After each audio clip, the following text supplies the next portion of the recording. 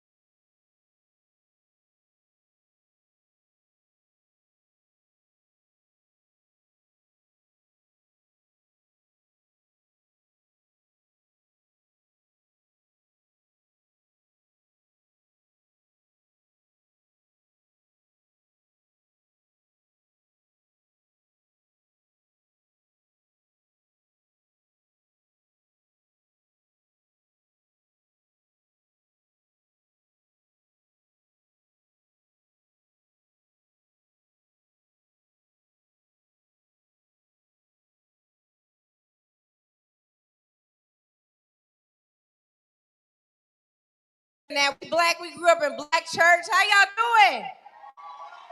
All right, all right. I'm Angela Rye, and this is my co-host, my brother, my friend, Andrew Gillum. Does your mic work? Good morning, good morning, good morning, everybody. We fired up? All right. No. We're trying to pierce the ears and the consciousness of these legislators who are trying to throw us 100 years back. Are we fired up? Fired up? Fired up? I know y'all are ready to go in, ready to vote, right? Fired up and ready to vote. Angela, I think we got a group that is fired up and ready to vote, but I know one more person who might get y'all just a little bit more hype, and it is our guest host for today's podcast, which is what Angela and I are here representing Native Land Pod, but we're here in strict solidarity with this fight here in Mississippi and all over the country as we try to take back what we fought so hard, our ancestors died, bled, fought for, and we're the recipients of, and they want to give us rights that are less than the rights that our foreparents had 100 years ago. And I think we got a message to send them today and over the coming days, coming years, whatever is required until we get what we are owed. Angela, our brother Eddie Claude is here. Y'all know Dr. Eddie? Claude in Professor? the building. Y'all know Professor Dr. Eddie? Where's he going? Hey, you up here with us, man. Can y'all give him a round of applause as he joins us? So as he joins us, A native son.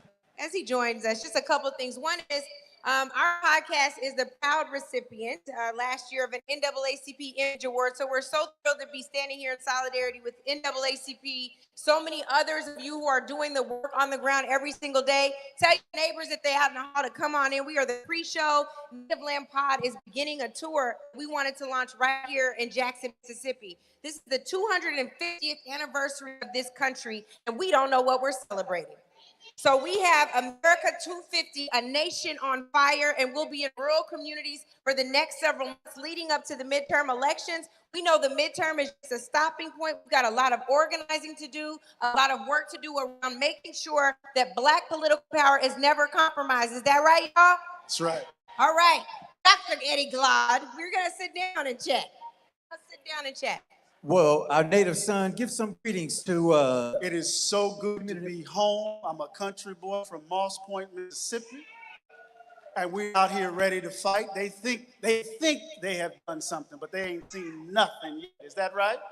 Is that right? Absolutely, absolutely. So I'm delighted to be here. Well, you know, they thought the rain was going to stop us, Dr. Claude, and the rain could not stop us. We cannot be stopped. We won't be stopped. So I want to just start right here because so many folks have been talking about the fact that this is, no, stay right there. No, there's going to be more people joining us. But I wanted to talk just for a moment about some of the blind spots we have.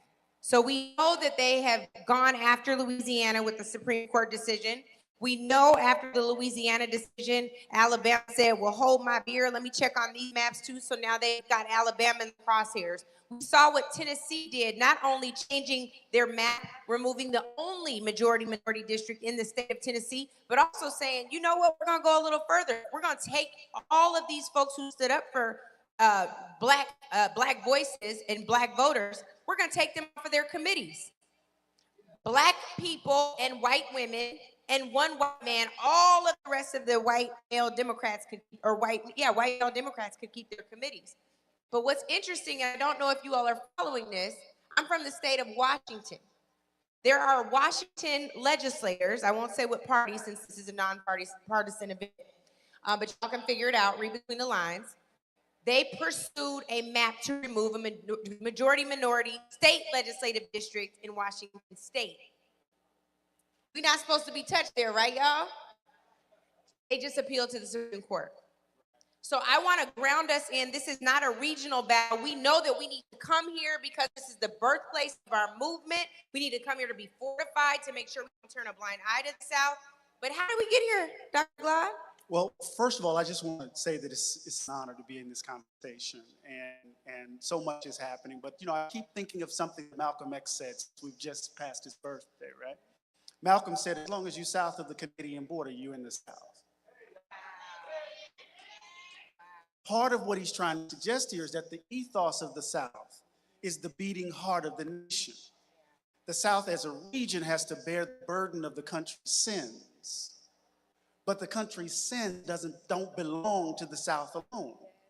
So what we're seeing is an all-out effort, right? And the South is just simply the incubator for the evil that will be transferred across the country. Because remember, one of the first gestures was to California, right?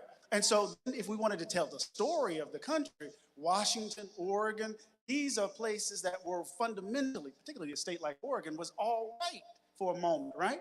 So we're in this moment, I think we're in a moment in American history that we can best describe as a second lost cause. A second lost cause. And what's so interesting about the lost cause, of course, has everything to do with telling a particular story of the country. It has everything to do with a certain kind of historical memory. It has everything to do with disenfranchising Black folk. It has everything to do with a kind of violent seizure of power.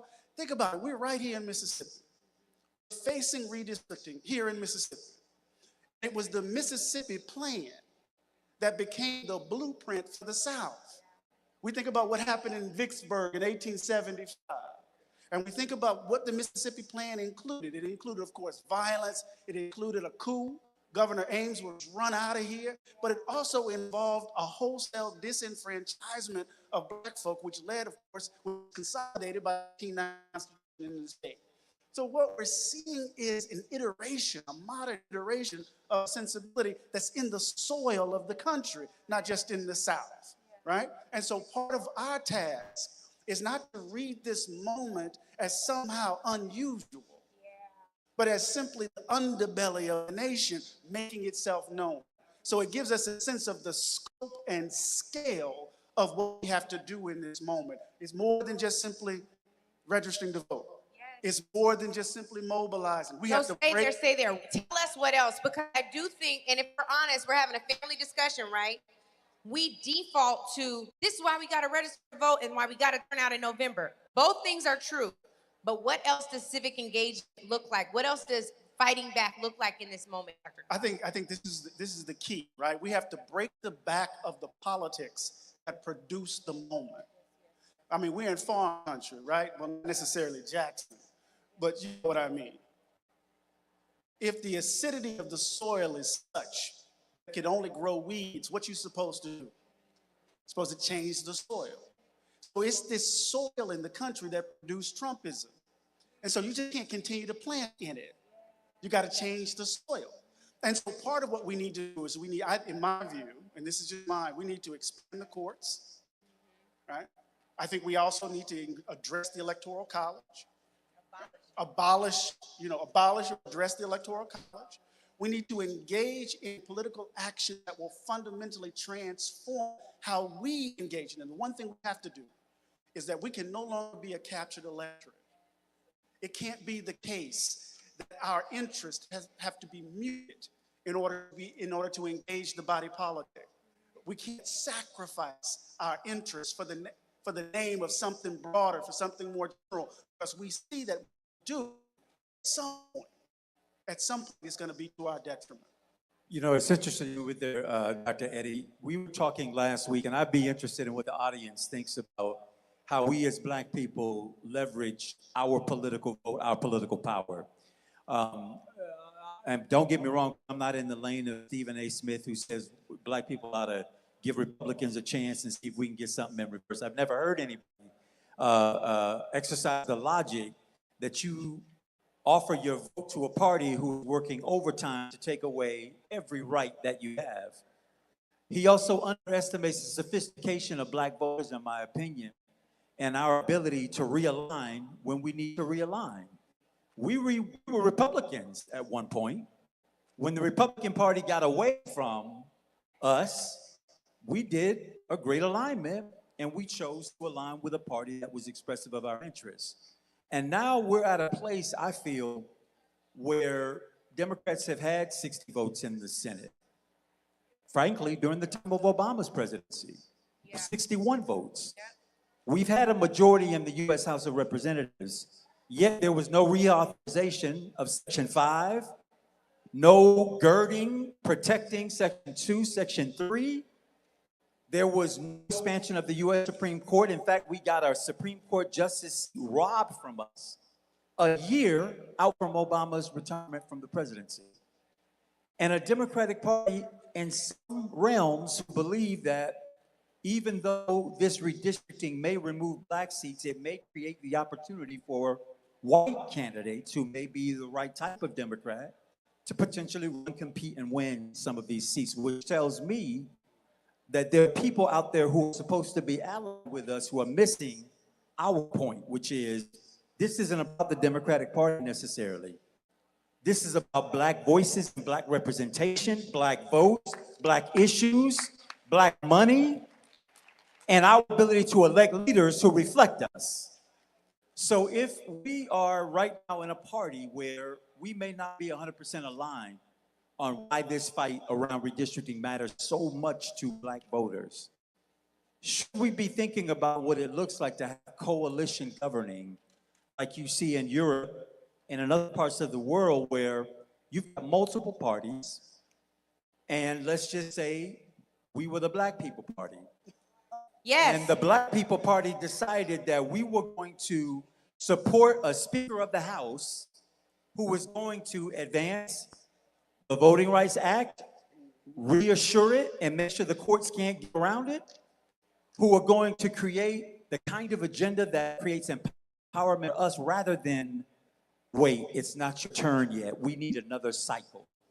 Wait just a little bit longer. We don't want to lose our opportunity at a majority.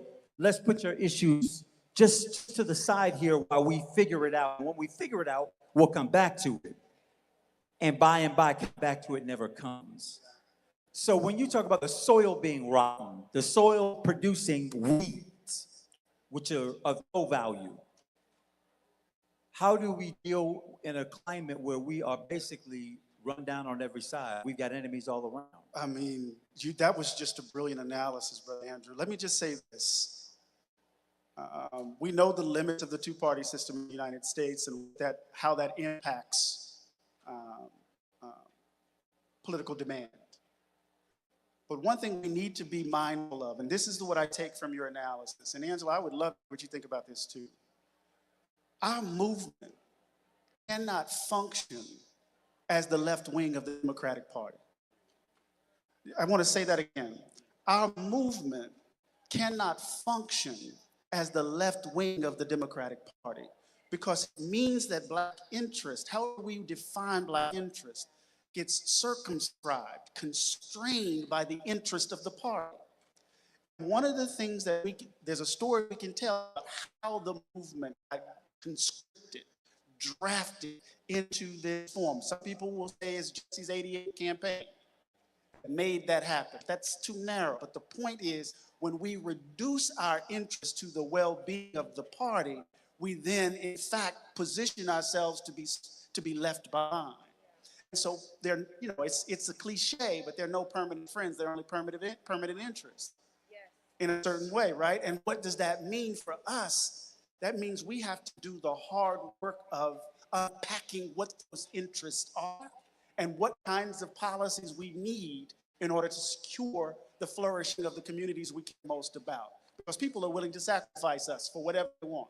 Well, and here's the thing about that, and I think it's really important, again, for all of us. This is a nonpartisan event. But what we know is that racism is bipartisan and nonpartisan. There folks don't know bounds when it comes time to figure out who the sacrificial lamb is, and to the point, we are always the sacrificial lamb. But what I think is most exciting about this moment we're in, you talked about a Black party, it's also about voting Black interests. And I see a member, a former U.S. attorney who was appointed under the Biden administration, was seeking a judgeship, and the Senate paused on his nomination to a United States Senator here by the name of Cindy Hyde-Smith. He's here today, and he will be joining us shortly. He's running for the United States Senate. Y'all give it up for Scott Cologne. I know we got some technical things to work out. He's getting mic'd up, but while that happens, I do think it's important for us to lean in right now around our political power. There's just a huge, amazing rally in Montgomery, Alabama, convened by many of our nation's civil rights orgs, including NAACP. One of the leaders of that tremendous convening with more than 6,500 people, 82 satellite events in 24 states is sitting right here on the front row. Y'all please give it up for Melanie Campbell, who's the creator of the Black Women's Roundtable, the National Coalition on Black Civic Participation. Y'all can do better than that. She organized us. Come on. Has been doing that. But I think this is the part. I don't want to speak for Melanie, but I'm going to just for a moment. She has to be looking at this moment. Like, Andrew, you have to be looking at this moment. Like, how many times did we have to tell y'all this is where we were headed? How many times did we have to sound the alarm for crisis at this level to hit for you to take us seriously? How many times do you have to yell, get out the vote because it can get worse? Do it because your ancestors died for the right. How many times did it have to happen? And what will it take for us to never get here again? You know, part of it, for me, even as I was asking and discussing, just here a moment ago about what do we do with our power when it feels like we're always the ones whose list get moved to the bottom. Anytime we find ourselves, or rather the larger structure finds itself between a rock and a hard place. The problem is that when you got Satan 2.0 on one hand and an imperfect ally on the other end, we know that we're going to get the worst of the worst of the worst of the worst if this devil wins. And in this place, we got to negotiate ourselves, and we may get something, but we're not going to get really what we need. So, y'all, I feel like it's rock and a hard place is, my mama and grandmama used to say it all the time, but I feel like it's insufficient to describe the moment, right? It's crisis on every side. 600,000 Black women began the year with a job, and halfway through it, in this Trump administration, are without. We're talking about the people who breathe life and love and history and future into our community, who now have to think differently about this thing because no longer does what I bring in make a way for house and home. So we're in crisis. Yeah. So in crisis, how do we negotiate our political power to get better, do better, while at the same time we're in a sinking ship? So to that, how do we get better, do better? Part of that, y'all, is we have to elect people who are representing our interests. This is, I know it's nonpartisan. This is not an endorsement. It's just the fact of the matter. This is a Black man. He's been Black his whole life. Okay? He said, I'm a cheer for that. I love that. Right? So I want you to talk about, Scott, why it's important for you to take on a state like Mississippi. There are people who would look at how statewide races normally perform, how candidates have performed over the last several decades, and say, this is an uphill battle. It's a hill not worth climbing. What made you say, I absolutely need to do this, and my time is now? Listen, it's people in this audience that made me do it. It's these people. And I'll tell you, too often the country has ignored Mississippi to its detriment. And we've been making progress in Mississippi that doesn't get recognized. If you look at 2018, Mike Espy got within 5 points of winning. 2019, Jim Hood, 4 points. 2023, Brandon Persley, 3 points, 27,000 votes. Last year, Senator Isom broke the supermajority in the state Senate. They drew her map to be 51% African American. She won 75% of the vote, y'all. You need to come here and talk to us too. Come on, ma'am. Come on up here and tell us how to get this done. That's a remarkable point. Yeah. And you look at the primary. When I first announced, a lot of people told me across the country that, it wasn't even worth me running. They weren't gonna give me the time of day. So I went out and I campaigned all across the state of Mississippi. I've been to probably 40 of the 82 counties already. And what the people of Mississippi did for me is they created the momentum. Because in that primary, we increased turnout by 90%. We closed the gap between the Republican primary voters and the Democratic primary voters by 20 points. And we didn't have that much money to spend. The people did it. And at the end of the poll came out, showing within 3 points of Cindy Hyde Smith.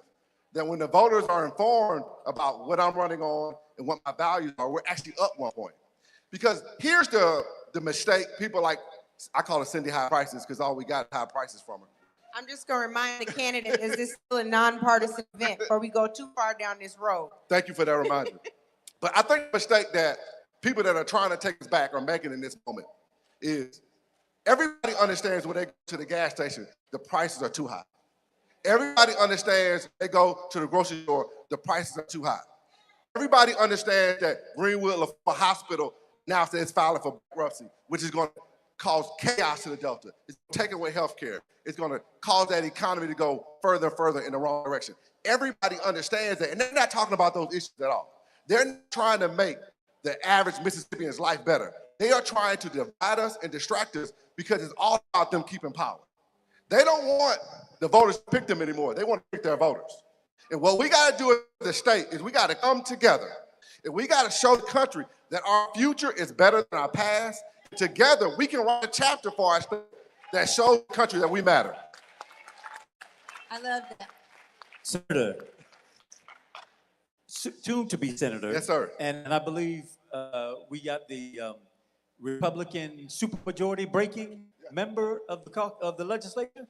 Can you tell us visitors, you know, my wife was born in Jackson, Mississippi.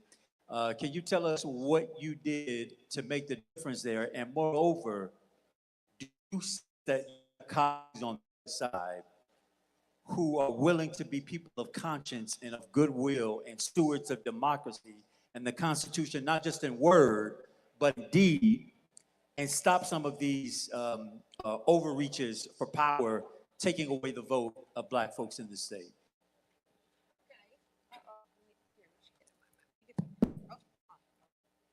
Well, good morning, everyone. Good morning.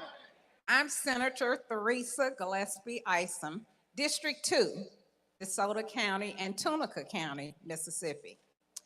And when I ran my race in 25, started the primary in June, I had a lot of people to come out and support me. They felt like we needed representation in DeSoto and Tunica County. The young people often would come to me, especially now that I have won this race, and they are so proud. They said, I am so glad to have someone that looks like me, that represents me. When I came in this morning, there was a young man in the hallway.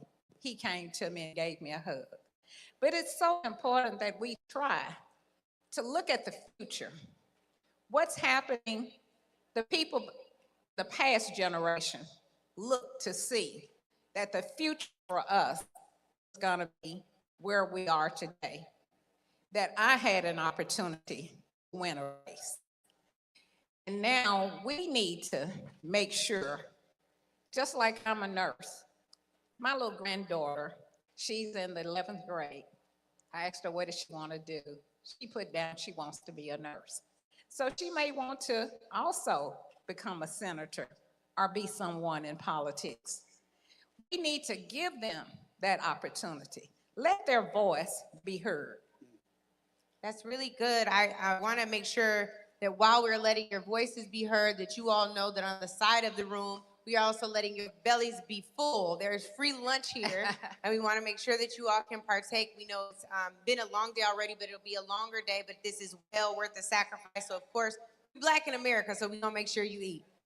I want to also open this up. Lolo, I'm not sure where you are, but we have a mic floating audience Q&A. This was intended to be a town hall and an interactive conversation. We already had one comment. We had a vet come up and say, I don't know why that flag is hanging right side up. This country's in a mess. It needs to be upside down. And I was like, well. So I want to make sure we open up questions. But Dr., I know you wanted to say something for a minute. I wanted to ask the question. It's important for us to have representatives.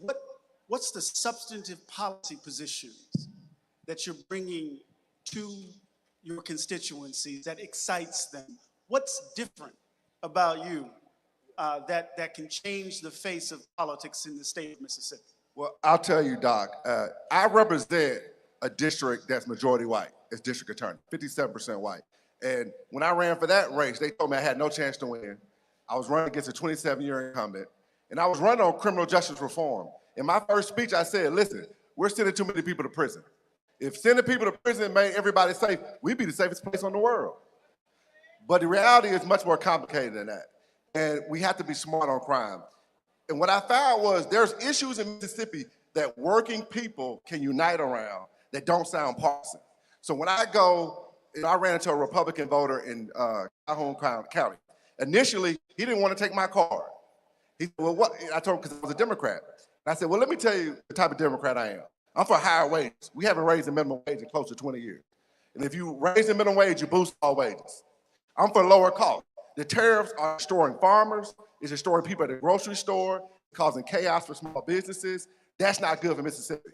And last, I'm for affordable, accessible health care for everybody. Those are the values I'm running on. Those are not partisan issues. Those are Mississippi issues. And there are a lot of working class Mississippians that can unite around issues if we can get the message to them. We have to be able to raise enough money to get the message to them. But at the end of the day, my main strategy is I'm not just gonna rely on TV. I mean, I'm gonna do TV, I'm gonna do it. But I'm also gonna get out there and touch people. I go all around the state asking voters what matters to them. And you know what the number one answer I get is? Somebody who does what they say they're gonna do. People do not trust the politicians. So what we have to do is we have to show up, listen, gain their trust when we get back in power. Because I do believe we're gonna have a moment where this is gonna backfire on them. When we get back in power, we have to deliver for working people to make their lives better. So our floating mic is right here. If you have a question, what we're gonna ask you to do is say your name and where you're from, and then ask your question or make your statement. We do wanna hear from our audience as well. Also joining us, no, not yet. Okay, not joining us, but you all have joined us, so we're gonna keep going with this. All right. Go ahead. What are y'all predictions about how bad it gets before? We know in the history of the country, particularly as the people, our progress, our advancement is often immediately followed by the clawback. We win, and then we seem to lose more than we thought we had won. And then we win again and we go back. In the moment where we right now find ourselves, as we think about this redistricting battle and the stripping away and the reductionist politics that reduces our vote and our impact, what do you think the floor is? What does the floor look like before we shoot back to a ceiling, if we shoot back? I think the floor is very low. There is no floor. I mean, I think what they'll do is people like Chad White, Governor Reeves, they're going to try to divide the state up in ways where they just keep power. So they don't have to be accountable to voters. And it won't just stop with congressional districts. It'll go to the state house. It'll go to the nonpartisan judges. They'll try to keep as much power as they can. You want to speak to that? Yes. On April 3rd, 2 days before the end of the session, a resolution was being written. And the resolution was to remove my seat and also Johnny Dupree's seat. That resolution was brought to the committee, but the committee did not pass it. And my thoughts was because of the Louisiana Caucus decision that was, being brought up. Because at that point, we had so many other, seats that they wanted to look at. So soon as the decision was brought down on the Louisiana Caucus, then the governor now says he's gonna look at all of the seats. So my seat, District 2, which was brought about as far as lawsuit that occurred in 25. It was presented because of the fact that we did not have a representative for the Black people there in Tunica County. I am the first Black representative. We should applaud history being made. Yes. But it is a shame that it took to 2025 for that to happen. Right.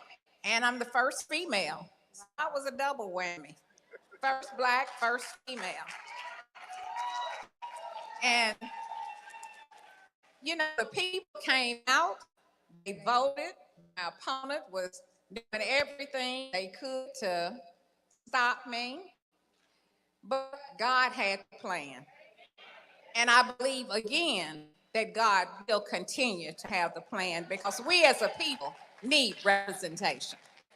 I love it. We do have an audience question right over here with Tyleek. Tyleek, wear your hand so they know you are the one with the mic. Thank you. Yeah. My name is Richard Coleman, and I'm probably one of the oldest members of the NAACP. Also, I was an elected official in Meridian, Mississippi.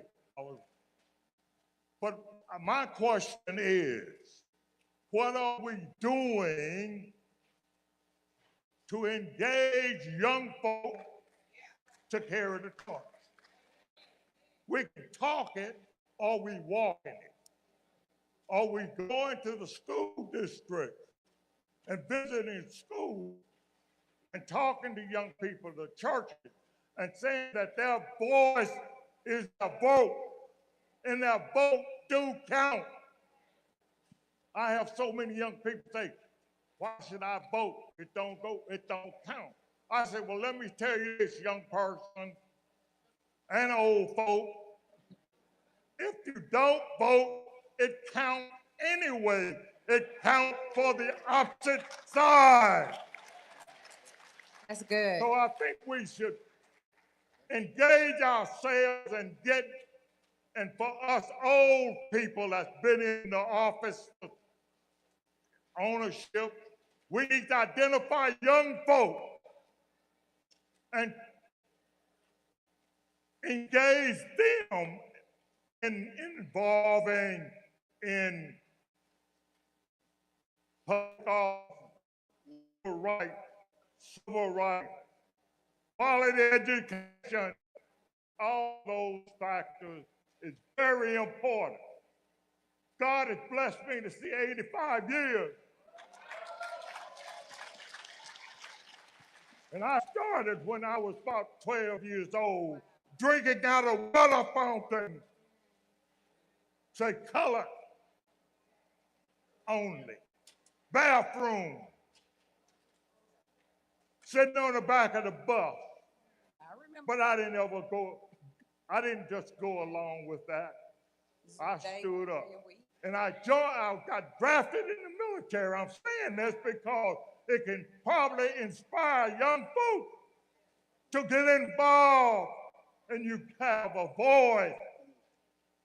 I got drafted in the Army. I joined the Army Reserve because I said, why should I want to be part of an organization that's killing other folks? My aim is right here in Meridian, Mississippi, when I can't use public accommodation. So I'm saying this because I'm going to show you how with God you can do pretty much. I ended up teaching race relations for all military. I did it for 13 years. They say race relation and then they change to human relation. And you got to walk the walk. If you don't walk the walk and just talk the talk, it don't mean nothing. Engage our young folks. Wow, thank you so much, Mr. Coleman. Tyleek, I'm actually gonna have you address the part that was his, that was extremely powerful. Thank you, because we need to deepen into the reminders of our history for those of us who don't know, and for you to be here walking history, proud of where you come from and understand how much you had to fight. That is so encouraging. I want you for a moment to address what we're doing or what we must do to engage young people. Absolutely, and I want to just shout out to you for sharing your story. We stand on the shoulders of sheroes and heroes of our elders who paved the way. So let's give it up for all of our elders in the room. I want to share something that my mentor shared with me. He said, it's not about a generation that has it all or a generation that has all the energy, but it's our synergy that matters. And I would implore each of you in your respective places to ensure that you make room for young people to be at the table in those conversations, to make sure that they feel included, that they are included, and that their voices and that their ideas come to fruition a part of your plans. I know oftentimes it can be uncomfortable, and we can be uncomfortable in places where things may look different, but it's all right for things to look different, right? Because it is the differences that help shift the narrative, to push the envelope a little further. So I encourage you to get uncomfortable. It's all right with being uncomfortable, because complacency is what? The enemy of accomplishment. And what we are doing in this space, we want to continue to have real dialogue and conversation with young people, having tough conversations sometimes and meeting them where they are. So that means showing up in different places. Yes, we are engaging them on our college campuses and our youth councils and et cetera, and in schools, but also where are we meeting them outside the schools? Where are they meeting at? Where are they convening at? And so meeting them where they are is going to be important for us. And we're also want to make sure that they are the ones telling the story, that their story matters. Our young people, you can walk in there with your head held high, your shoulders lifted, God sent you there because your story matters. And oftentimes they try to discount the story or the upbringing of where our young people come from. They all have their own lived experiences, so we want to lift up their storytelling so they can tell the story and the narrative why this is important to them. And that's why we just launched our digital organizers. I'm gonna do a kudos. Youth in College is celebrating 90 years this year. And so we were also going to ensure that we are continuing to build legacy and also empowering our young folks to be connected to our elders, but also of how they can build what this new generation of activism looks like in the 21st century. Tyleek, I'm gonna keep you in the hot seat, and I'm also gonna put all young people in the room in the hot seat. If you are 18 or under, can you raise your hand? Okay, I see a few. I think they're in school. I'm about to raise my hand too, because some of y'all, I think y'all not telling the truth. I'm raising my hand too. I'm just checking. It's okay, just in case. Because my dad used to take me out of school for stuff like this. So pardon activist in me. Hey, baby, you cheating, because your daddy got the mic. We're going to come to you another time. But I want to get some college-age students. If you're 18 to 24, raise your hands. There's about 3, 4, 5. Okay. So, Tyleek, I want you to go find a student, stand by them, because the NAACP just announced Out of Bounds. We did. Out of Bounds is trying to get young people, the fans, the states that are impacted or impacting us in the SEC, all of the public schools, the public colleges, restricting our athletes, Black student athletes, from going to those schools because of your administrations cannot stand up for Black voting power, our rights. Our students should not have to go play at your university. And I've seen a lot of people having a lot to say about what could be done, what should be done better, and we stay the perfect being the enemy of the good. We got to do something, and I would argue now the next frontier is economic, right? So, Tyleek, I want you to weigh in here. If you see a college student that has something to say about this, we can have a debate. Some good debaters up here, but we got to do something next. Go ahead. That's right. Ain't nothing wrong with debate. We did just Out of Bounds, like I said. Our Black athletes are making these colleges millions and millions of dollars. And so we're saying, how can we redirect that power and give them the authority over their talents? And oftentimes this is a conversation of how the college athletics is looking at our students as if proper. They're not. They are their talents, and we're encouraging our students, if your university, recruitment is just no longer about if it's a good facility. Recruitment is no longer about if the coaching staff is good. There's some good coaching staffs at our HBCUs, right? Let's get it right. But recruitment is also about if your university will stand up for your diversity, your equity, and your inclusion.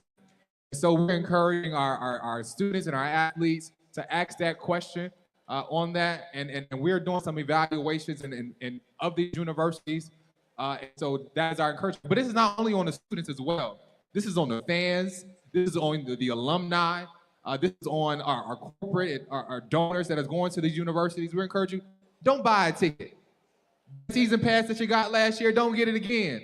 until they get it right. And so we have to use our economic power to ensure we are holding them accountable. I think this is really important.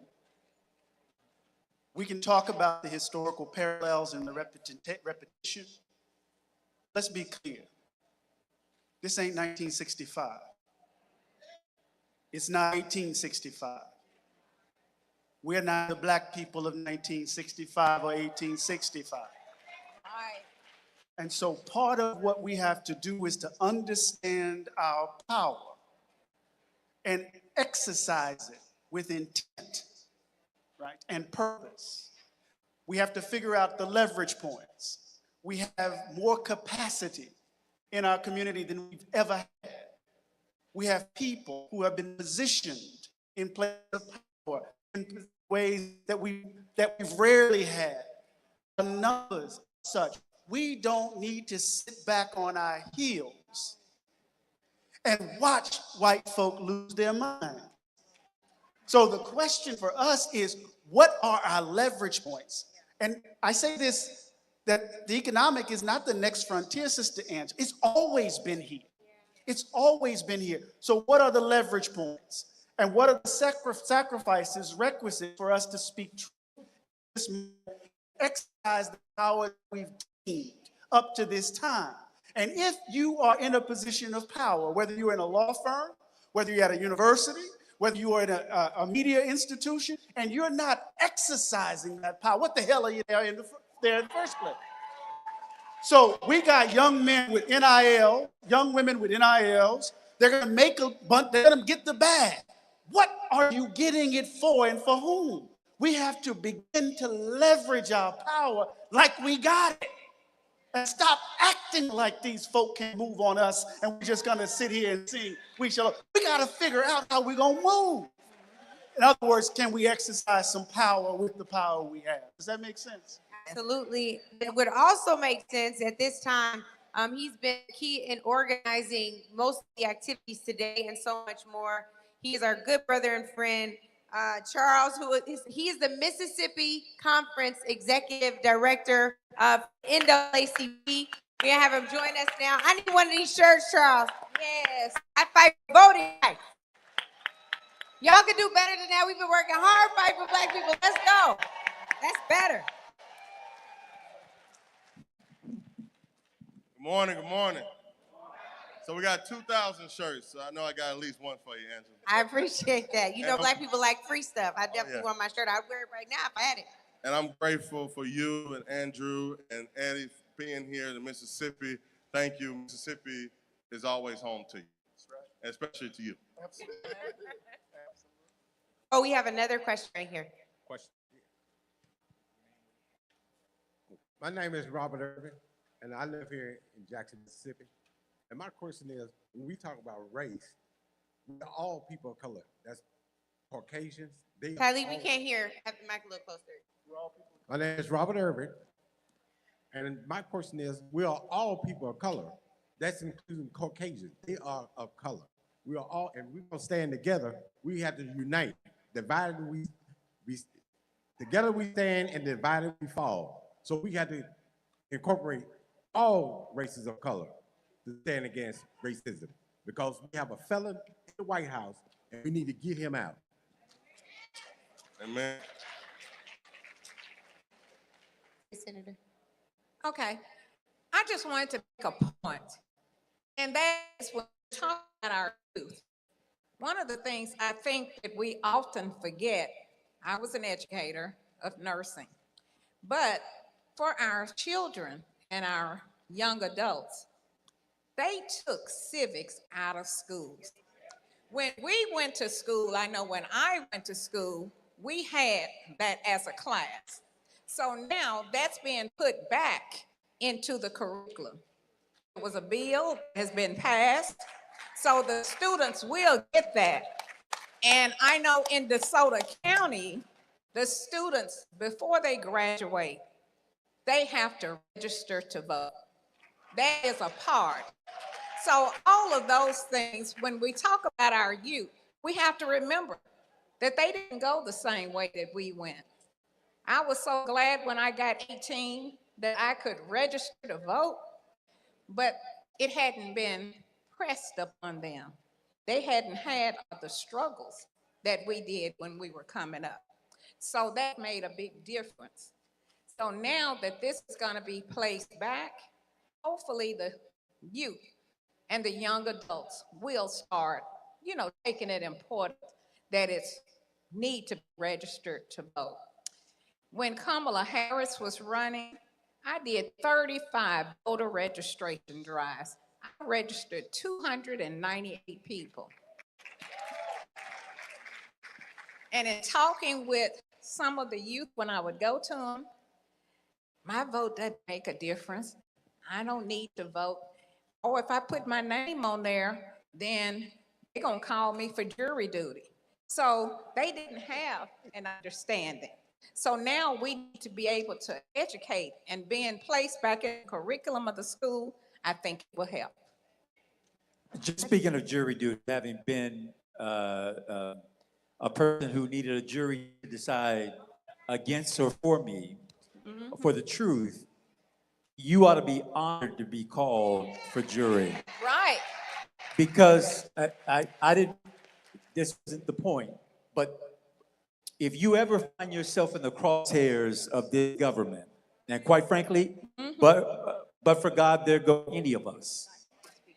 You better pray, you better hope that somebody who looks like you, has your shared experience, is willing to ask some questions, is willing to turn some tables, is willing to say, I don't know that that's the truth. Yes. Can you prove it? Because the absence of us being on juries means that your life oftentimes can be left in the hands of people who don't see you as an equal. Yeah. From your very presence in the room, have concluded that you're a threat, that you're no good, that you're a taker and not a giver, and that you deserve the worst of the worst of the worst that they can admonish you for. So anybody who has that conception of, I don't want to register because I don't want to be on a jury, think about yourself. And if you ever needed a juror on the other side, not going to be Somebody for that you, looks like you, but who is going to see you as a person and hear you. That's what you want. Not somebody who's in your pocket, but who will hear you. The other thing is, Senator, you mentioned the folks who conclude that this government isn't working for them, that I am registered, but I get nothing from it.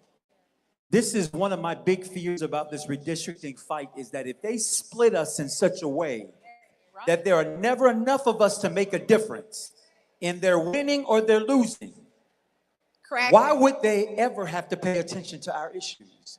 If they can split us up into all of these districts, and at the end of the day and at the beginning of the day, they know that you didn't put them in office and therefore you can't take them out of office. And so they have no reason to be of service to you. right? This is the point. The folks who conclude that the government isn't working with them are daydreaming. Living a life with real needs that are being ignored and not being met systemically. Because if it's happening to one of us, that's not a system. That may be a mistake or fall through. Maybe 2 of us of 10, that's an anomaly.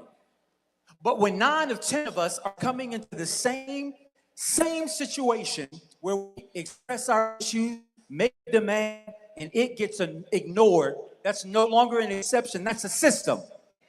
That's deliberate. It's the input, and that will always be the output. So the threat of this redistricting isn't just you losing faces that look like us and people who have our shared experience having opportunities to lead us. It is that they can break us, crack us, divide us in such a way that in a state like Mississippi, where you are a third of the population, and of your entire congressional delegation ain't but 1 black person, and that's today, because tomorrow they want to remove that seat. Make it make sense that in a state where a third of the people in it are black, yet the congressional delegation looks nothing like a third of the state. 40%. 40%. The point being the same. One of everything. And let me say, they will not touch Congressman Benny Gordon Thompson's seat. They will not. They Better not. But they may try. But the point is, which is they have a goal oriented to their goal, and the way they have the power, they think, to do it, which is why our clapback has to be louder than their first step. Our clapback has to be louder. We have a question in the back, and as more people are coming in, please know that there's free lunch over here. We want to make sure you are fed. Go ahead, Tylee. I know there's a few. Could we take two if possible? So we. Yes, and then maybe this too. On this side as well. Yeah. My name is Josephine Odessa Kelly Johnson, and I'm from Cleveland County. I have a question for you all. Have you all ever tapped into the resources that you got that haven't been tapped yet? If you ask the people over 60 to raise their hands in this building, you'll get a great amount of people. Oh, yeah. And those people over 60 are your foxes in your hen house. They can go out. Have you ever thought, he wanted me to repeat my question. Have you ever tapped into the people that you got that will help you? Oh, yeah. If you go and look in this room, it's gray hair all over this room. and some of them got wigs on, but. She called y'all out. She was like, the gray hair not showing because you got your wig on. I love it. Come on, tell the truth, mother. Come on. And somebody said a little dye. But we are some of your strongest helpers. We are your grandmothers, your mothers, and your aunties, and we are the people who can go out and tell the young people what's going on, what we went through, how we went through it, and when we went through it. But you guys go out on your own. Take your foxes with you. All right. Well, I'm gonna tell you what. We don't go anywhere without our elders. I was raised by an activist who is 82 years old, and one thing he won't do is let a day go by without telling me of what my responsibility is, mother. So please know we hear you loud and clear. This morning, and you all will appreciate this, there was, of course, a primary yesterday in several states, including Alabama and Georgia. In Georgia, there's a lot of Black folks who made history in primaries. But there's a Black woman who was the history maker to me, an elder. I think she said she was 85 years old, and she had a T-shirt on where she had a certificate that was basically her voter registration from Georgia from a long time ago. She had an I voted sticker on from yesterday, and she was actually giving the amount they had to pay for a poll tax back in the day. She said that they had to pay $2 or $3 to vote, and they didn't earn $2 or $3 in that week. So she said that was how expensive it was to vote, and she said sometimes they would charge people even more. So she talked about also the vote counting and how important it was that you had to make a decision that this time period for all of us requires sacrifice. So as we say, you know, it's too expensive for these young people to miss out on that scholarship money or that NIL money. What's worse is the NIL money isn't even guaranteed because on the, I can't say it because we're nonpartisan, the other side's agenda right now is something called the SCORE Act. Like keep score, somebody in here Google the SCORE Act. The SCORE Act is a bigger threat to name, image, and likeness NIL deals than any protest that NAACP is putting on. So that's the bigger threat. Just like they coming after your maps, they're coming after your NIL money anyway. And it's not just for state schools, it's for all schools throughout the country. How you doing? My name is James Medius. I'm representing Marion County, Mississippi. My question is in regards to what my grandmother here was talking about.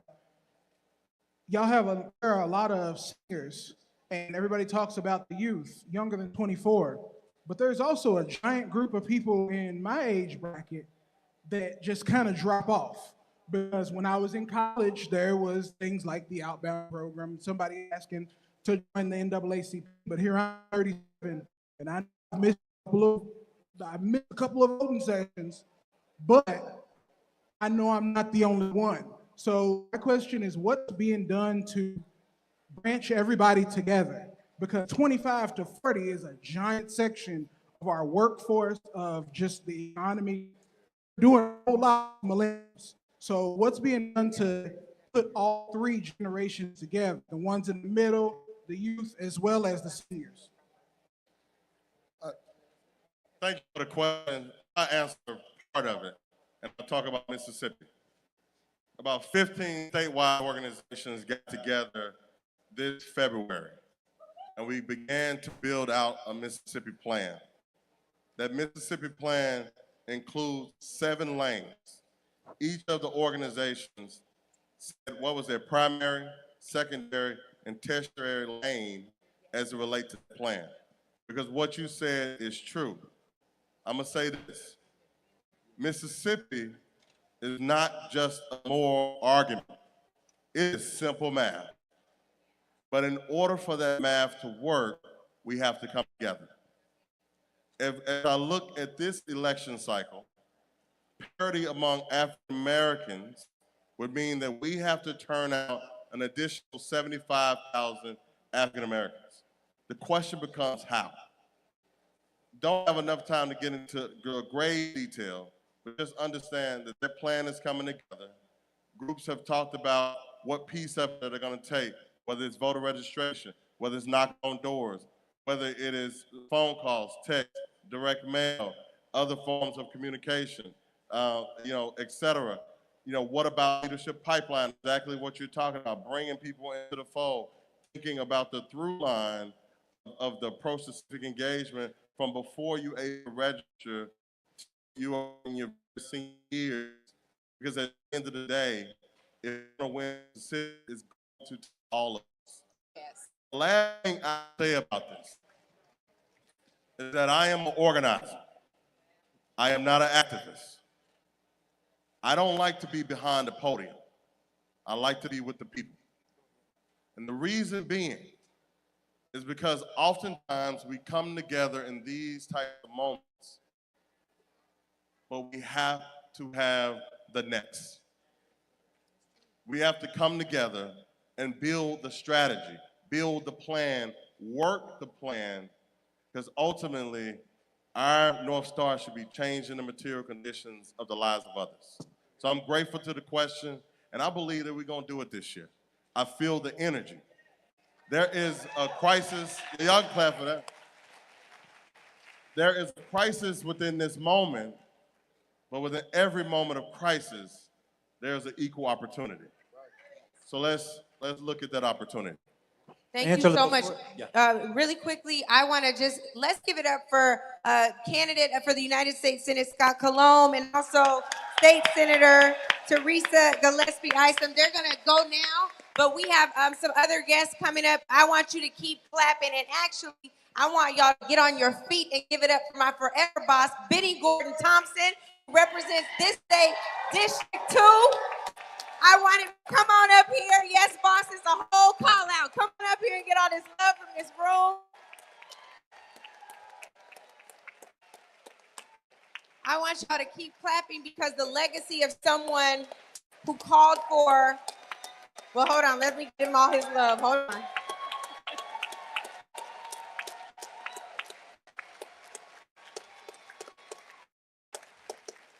I want you all to keep clapping because there's a giant among us.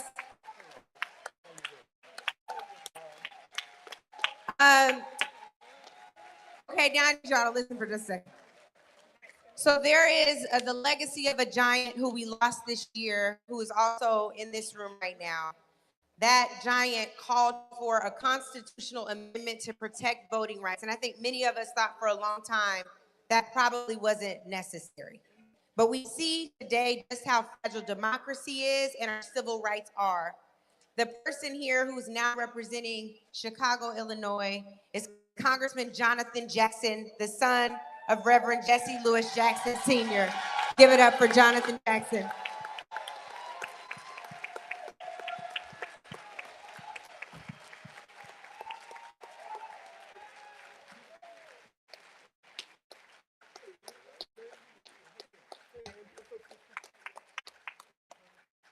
Okay, well, we got to hear from my boss, Congressman Thompson. We're in the fight for our lives.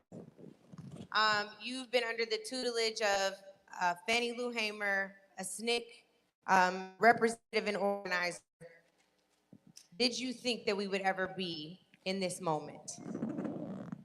If you had asked me that a month ago, I'd said hope springs eternal. But after this egregious Supreme Court decision, we're in trouble. And part of the reason we are here today is because we have to come together with a solution. And it's not a short-term solution, it's a long-term solution. Because if our governor in this state say that a congressperson votes health care, housing, economic opportunity, education, his constituents is a reign of terror. Give me a break. You understand? So what we have to do is make sure that we remember who we are and whose we are. It's absolutely important. Look, I asked Congressman Jackson to come for a lot of reasons. He has more folk from Mississippi in his Chicago district than I almost have in the 2nd district. But he understands clearly what the problems are. Destinies are together. So it doesn't matter where you are in this country, it's the system that oppresses us.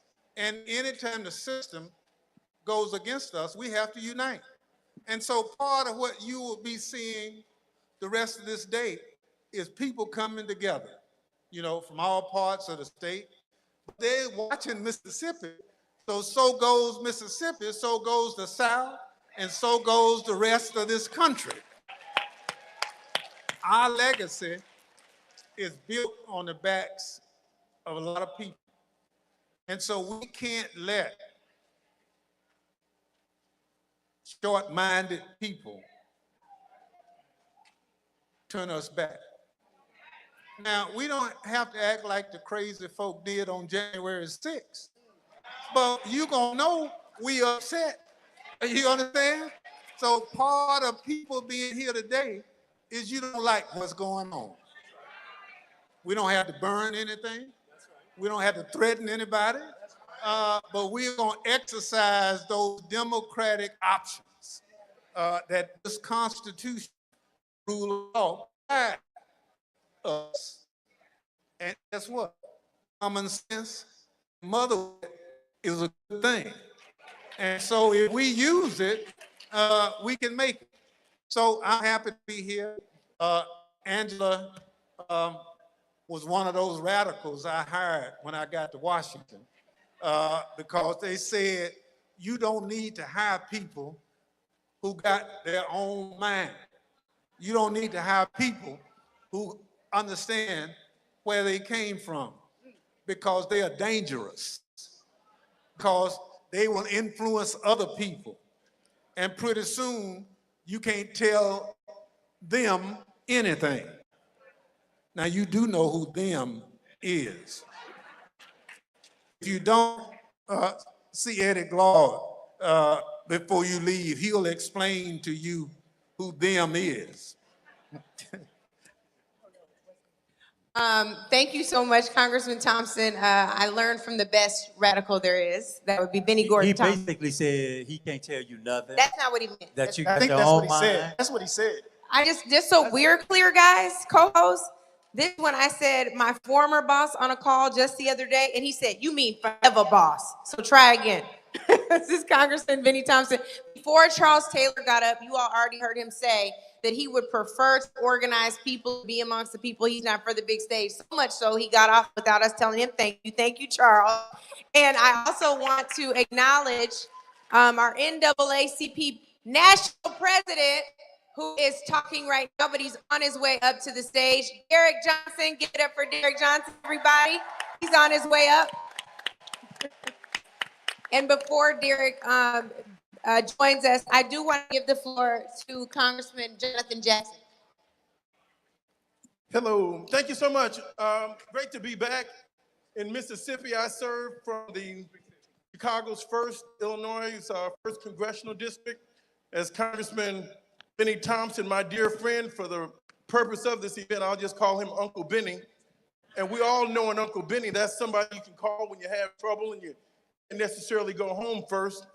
But Uncle Benny has always been there, and I appreciate him, appreciate all the things we have in common. Let me share with you what brings me to Mississippi. Come on. What brings me to Mississippi is, you know, the Mississippi River starts in Minnesota and ends here. The same Jim Crow that you have here made it all the way up to the north. We take the same I-55 from the south side of Chicago to end right here in Mississippi. What's starting here in Mississippi is coming to Chicago next. This same spirit of voter suppression, voter denial is under attack.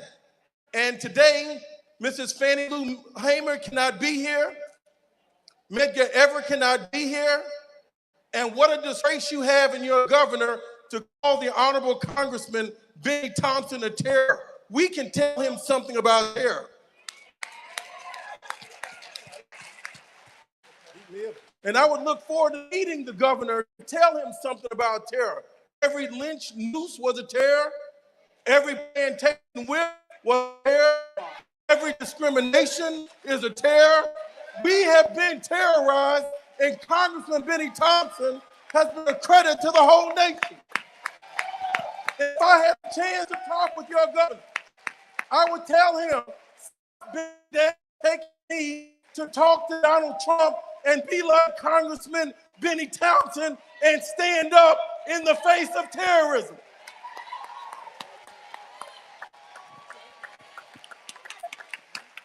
Now, my time is up, but I hope you stick around for 1 o'clock, because I came here because I'm mad as hell about them calling Congressman Thompson terror.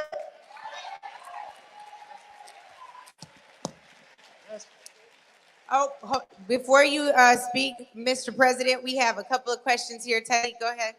That might have to be the last one. We're going to get in trouble. Ooh. Hello, my name is Bobby Bingham Morrow, and I'm from Vicksburg, Mississippi. And I want to challenge all of the communities that are here today. In Vicksburg, we're trying to determine how we can get a larger number of people to vote, because we know that we have the numbers in our community, but they're not voting. One of the areas that we have not targeted enough are our convicted felons. It is so easy for our convicted felons to say, oh, I'm a convicted felon, so I can't vote. But what we have to do is go a bit further and say, what's your conviction? Because there are only 23 crimes that will take away your right to vote. Drugs is not one of them. Drugs does not take away your right to vote. And so when that individual tells you, I am a convicted felon, you hand them a voter registration form, get them to fill it out, and you take it to the courthouse. So that's one of the avenues that our younger people use to not take time to go to the polls to vote. The other thing that we have to do is one thing we need to go back to where the parents are in charge and the children are not. That the parents will tell the children, if you live in this household, you are 18 years and older, you need to go to the polls to vote. So come on, let's get in the car and let's go register to vote. And on election day, we get up together and we go to the polls as a family. I have a whole lot more to talk to you about, but I know we don't have the time. I have a lot of questions, but that's my challenge, is that we will, each one of us in this room, will find us 2 convicted felons and make them our target. And it's not going to be in a day that you'll get it done. If that person has committed a crime that will take away their right to vote, then this is the opportunity for you to work with your local state legislator to take all of those applications to get voting rights restored back to the legislature to help those individuals get their rights restored. Now, in our Vicksburg community, we have about 20 people on our list right now that are working to get their voting rights restored. We have been successful in getting, over the last 10 years, we've been successful in getting only one person's rights restored. But it takes a while. It's not something that you can just let go.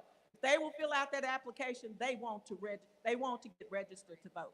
Thank you. Thank you so much. At this time, I want to yield to President Derek Johnson from the NAACP, who's doing great work all over the nation. Let's give it up for Derek, please.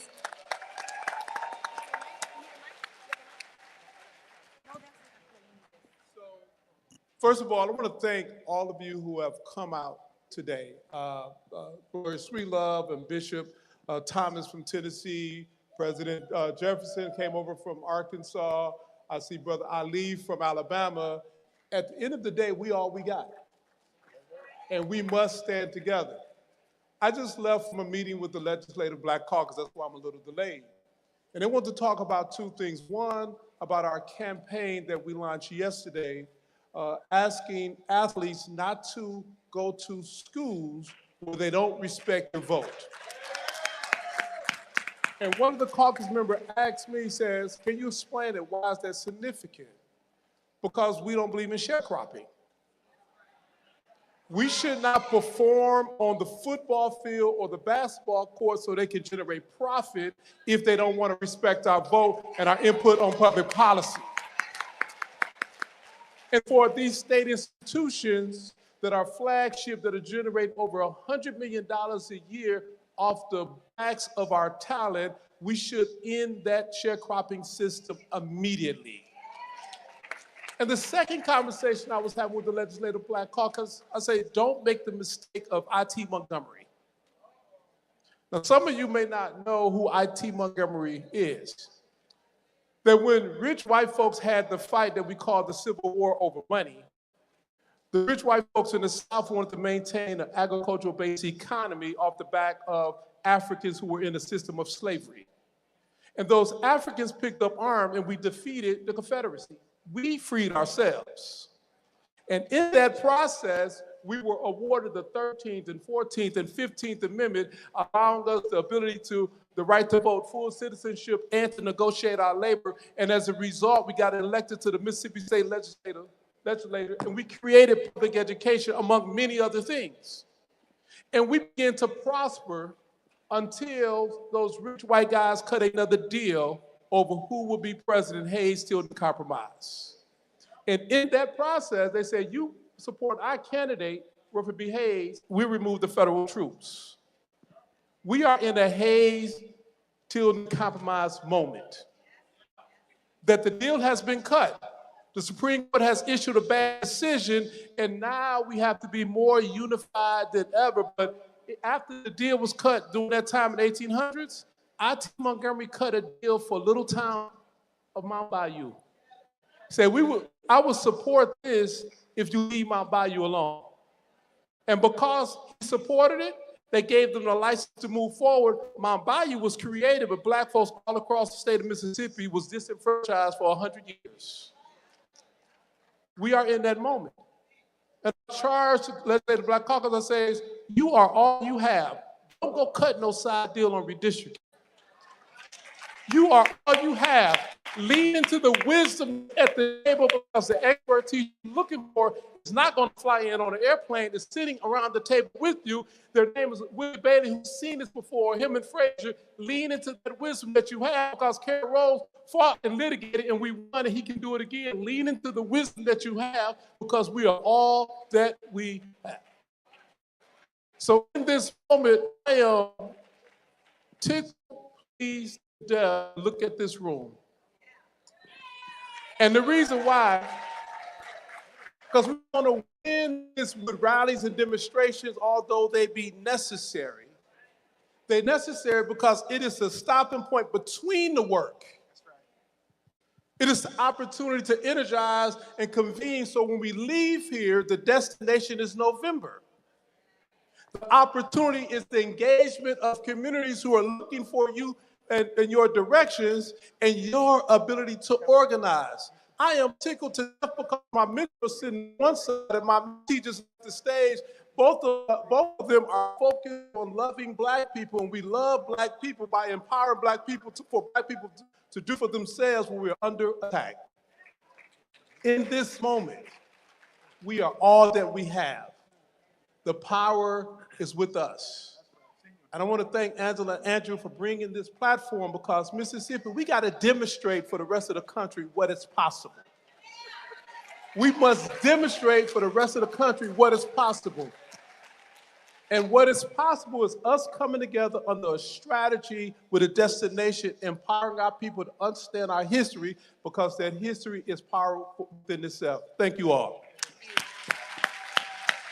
Thank you so much, Mr. President. At this time in our show, we normally have something called calls to action. So we'll briefly issue a call to action, all of us on the stage. There's very important, and we're going to listen to what Mississippi State Executive Director said, which is to make sure we don't leave from here, have this big gathering. I know Derek also supports this, and not leave here with something that we must do. So, Dr. Glad, I will start with you. Call to action. I think we need to identify those 18 to 39-year-olds, because they are overwhelmingly important in terms of the demographic in this country, voting demographic. We need to turn them out in massive numbers. So all we need to do is do the math. If we lost by 27,000 votes, how many of us didn't vote? Right? So we need to engage in finding particular people we know between 18 and 39, and at least turn out at least two of your partners. Bring them with you. Let's do what we know we can do, because we have the power. Here. One, I just want to thank you all for being in this space today. I tell you, I looked over at Eddie with a tear in my eye, because there are a lot of places that are under attack, and not everybody is showing up. My mind goes, I know our civil rights history, but my mind goes real briefly to Minnesota, where at a time where bodies had already been laid on the ground, lives taken unnecessarily, a country bowed by a president who seemed lawless and is, who had no respect or regard for our humanity, Black, white, or otherwise. Through the courage of a few people who added a few more people, who added a few more people, that added up to a few thousand, weathering all kinds of cold, chilling temperatures, stood up. There was no election to be had. They stood up. They kept showing up. Even when their lives were on the line, they still showed up. And y'all, they faced down a tyrant who had to change his whole approach to how he was prosecuting the immigration war in this country. Now, I don't think for a moment that this man has his heart changed. It's Black.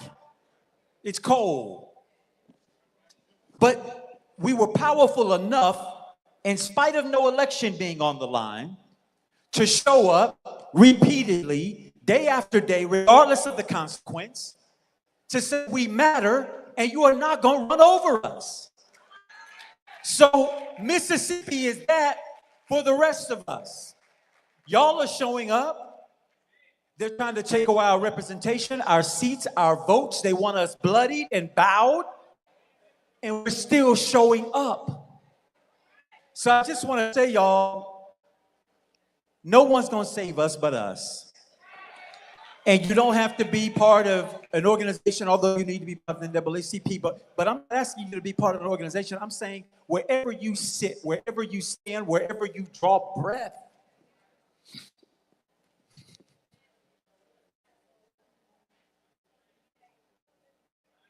God has blessed every one of us. Breath in our bodies.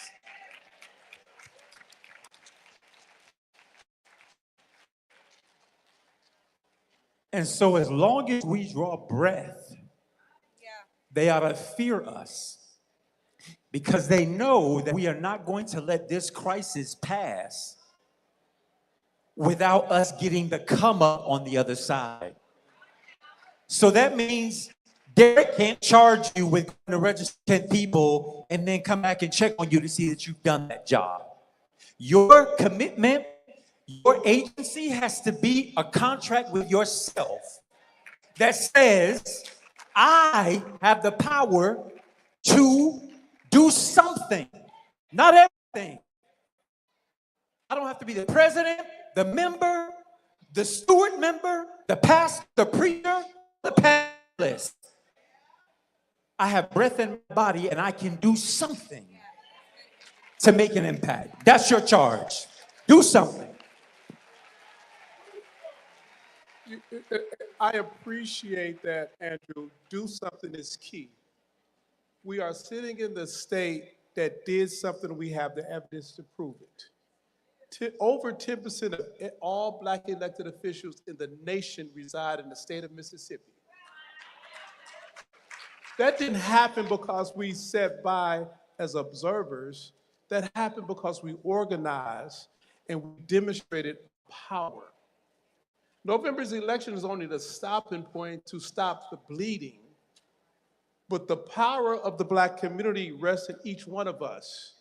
Step away from the egocentric leadership model where my title and my charisma is it, and lean into the community-centric leadership model that will protect all of us. In this moment, we must demonstrate the wrongness in a Supreme Court decision by overwhelming the polls in November as we march to the power that we already have. Now, I'm guilty of this one thing. I have never known anything but Black. I have never seen a model but Black power. I am blessed to grow up in a city called Detroit with a Tacoma Young, to move to Mississippi to go to Tougaloo College and work for Benny Thompson, only to realize that we are all that we need if we lean into one another. But it has to be strategically, we have to be focused with outcomes, and we have to operate with integrity. Because it's with integrity that Henry Kersey created the whole landscape that got those Black elected officials into place. It was integrity that caused us to join whatever vehicle for voice you decided to do, NAP, AKA, whatever D9, those are vehicles for voice. And it will be integrity not to lean into organizational supremacy, but lean into the power that we have with our community.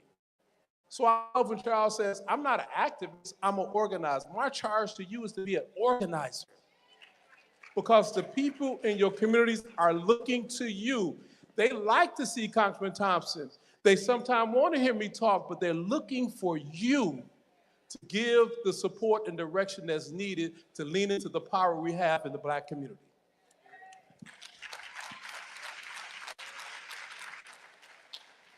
Again, I want to thank you so much.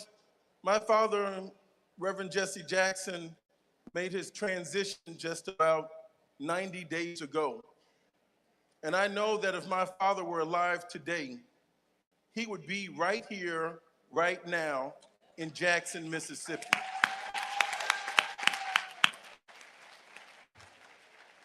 This year, I turned 60 years of age. Voting Rights Act passed in 1965. Follow me, please.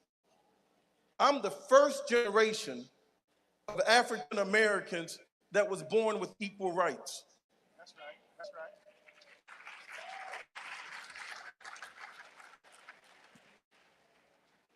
It's not that long ago and not that far away that we just got our rights. And I want the governor of this state and every legislator to know that thinks that they're going to strip our rights, that they've got the fight of their life on their hands.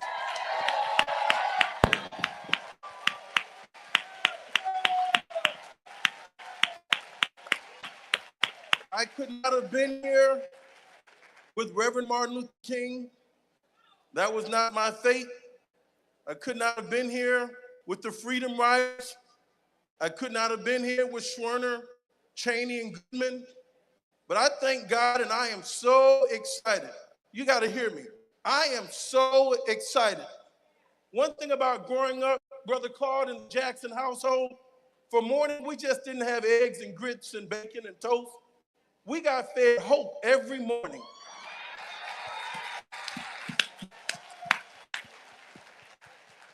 And if they think that we're going to die, they got it wrong. We're only going to multiply.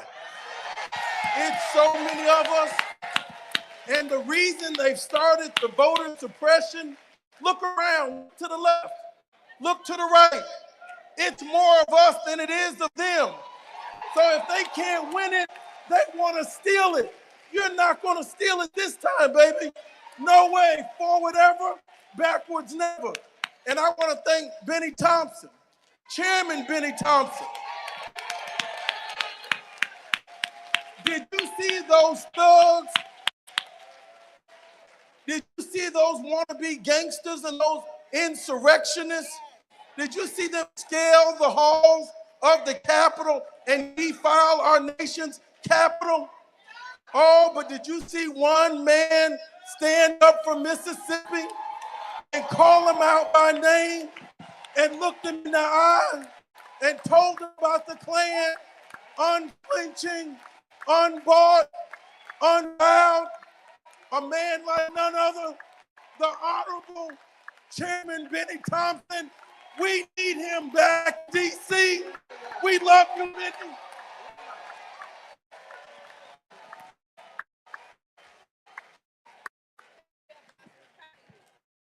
Well, look, very rarely am I at a loss for words. But look, what you see is an original Mississippian. Look, my school was named Bolton Colored School. So the reason I act the way I do is because I was mistreated along the way. That mistreatment was not something that I wanted to happen. It's because the system didn't want people like Benny Thompson and you to make it. And so I resent the fact that there are people who don't support education, don't support health care, trying to tell me that those of us who do, that we're maladjusted, that something's wrong with us because we care about the people. And look, the toughest job in America is being Black, because you clearly have to understand that the system is not fair. Everyone in here has had a situation occur to you that was simply based on your race. That's this country. And so those of us who try to level the playing field, we get called terrorists. You know, my uncle fought with Joan Patton in World War II. But when he came back from World War II, he had to get in the back of the train behind the German soldiers who were white, and he was the one that caught the German soldiers. So that is racism personified. And so for what we have at this moment is an opportunity to level set what's happening in this country. The Supreme Court, I thank you for what you're doing to us right now. Because what you are doing is allowing us to unleash the anger, unleash the disappointment, unleash everything that we've had to deal with as a people right now. And so what we will come and do is to make sure that going forward,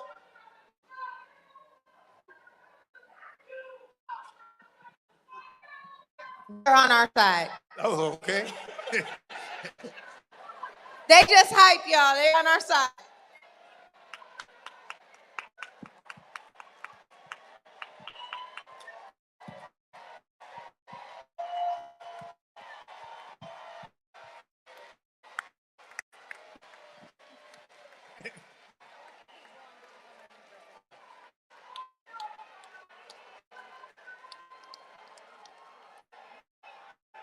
We got some really excited young people in here, keeping that energy going.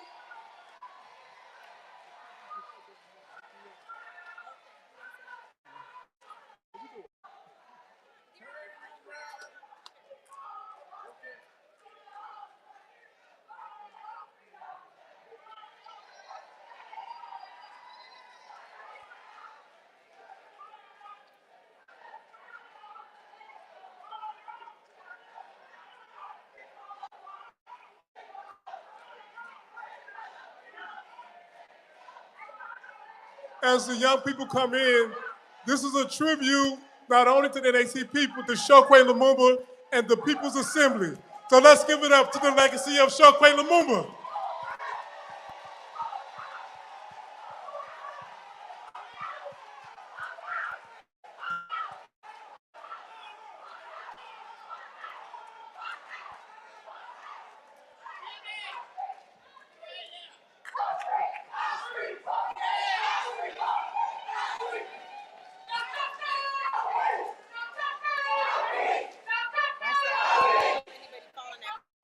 Be careful, I don't want you to fall. Be careful.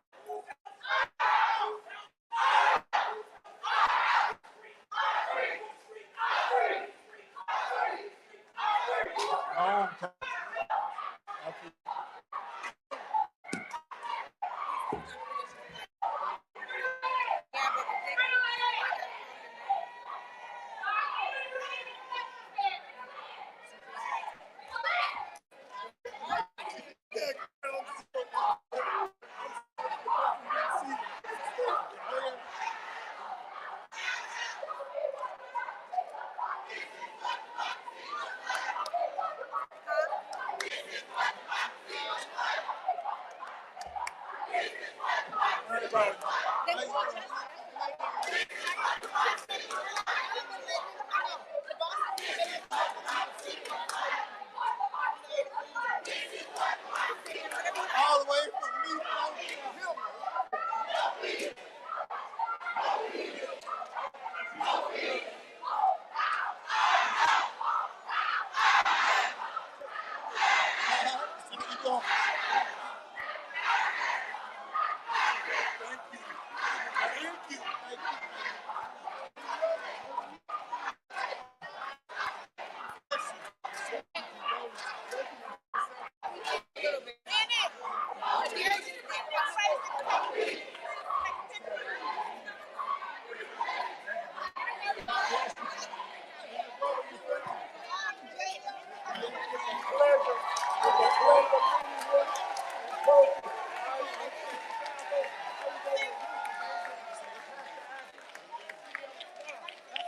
These are many of the young people we were seeking just moments ago. I want to shout out dear Senator Wakinia Clanton and all the folks who have been a part of this to make this happen. We're going to continue this part of the program to allow Congressman Thompson to give his call to action. Hi, friends. Congressman Thompson is gonna, no, I want y'all to stay right here. Y'all are welcome. Yeah, stay right here. Congressman Thompson was finishing his call to action. So, boss, I'm yielding to you. Look, I agree with everything that's been said. I agree with everything that the people who came in. Let's get this together. Thank you so much.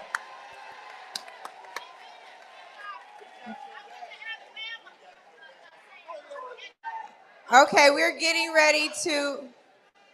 Love the energy.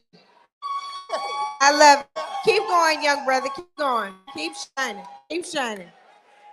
So this has been Native Land Pod. I'm gonna stand up here.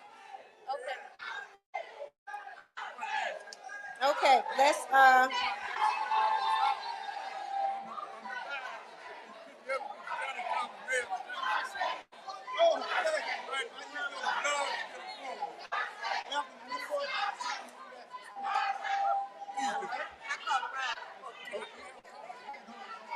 before I do my call to action, there's a young person here who has been fighting in the Tennessee state legislature. He was expelled once for fighting against mass gun violence in the state. Just last week, as Tennessee worked to eliminate the only majority minority district we had, you saw him in the hallway burn the Confederate flag.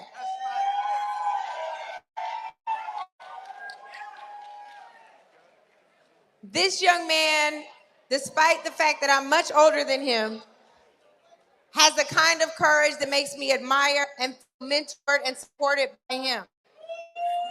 So while this wasn't a part of the program, I know that I cannot go forward without acknowledging and yielding the mic to State Representative Justin Jones.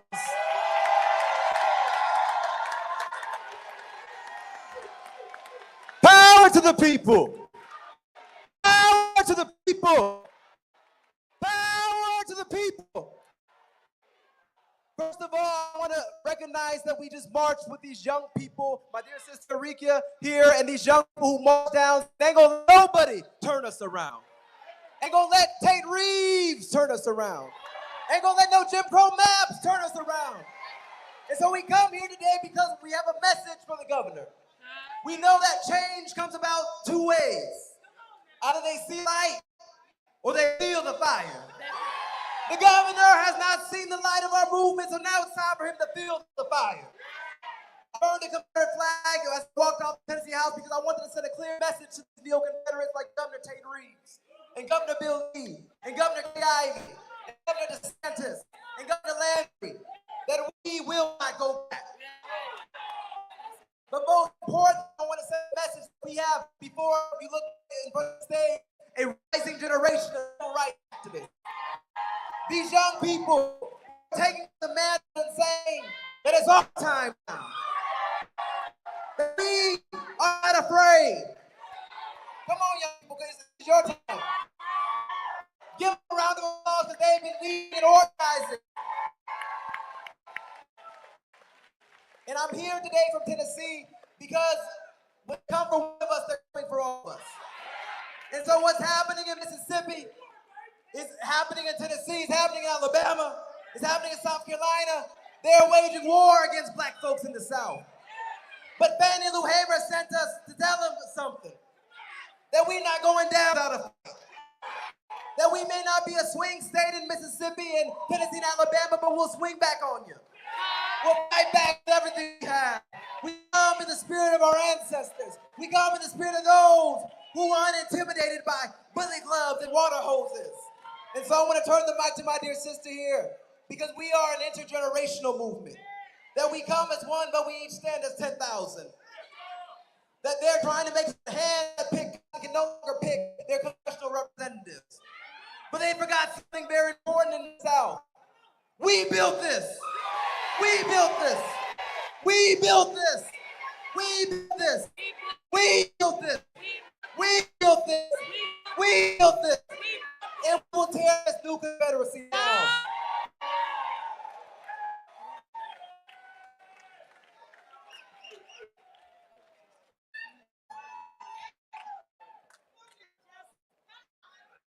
We don't mean to be disrespectful, but we do mean to be disruptive. We who believe in freedom shall not rest. And it's a whole lot of young people out here who ain't resting. Because this is our time. This is our generation. This is our moment. This is our fight. And this time, we're going to get it right. I said, we're going to get it right. We who believe in freedom shall not rest. I am not up here as a Rika Bennett Scott. I am up here as a representation of this beautiful myriad of young people who have come together and decided to take on the streets of the city of Jackson as a representation that we will not go back. We will not go back. We will not be silenced, and our time is now. I tell you, it is our duty to fight for our freedom. It is our duty to win. We must love and protect each other. We have nothing to lose but our chains. We have nothing to lose but our chains. I say we have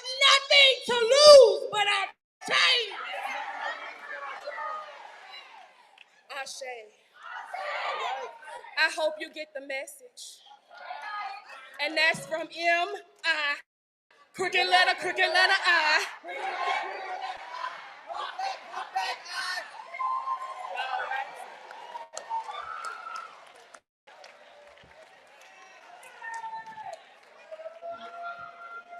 All right, I don't got no call to action. That was a good one. Welcome home, y'all. It's now the time of the rally. Thank you so much for being here. Keep up that energy. Keep up that round of applause. Make sure you thank all of our organizers. Derek from the NAACP, everyone involved in the Mississippi Voting Rapid Response Coalition. Wave your hand if you're a part of the coalition. Thank you all so much for all you do. Kenya, floor is yours.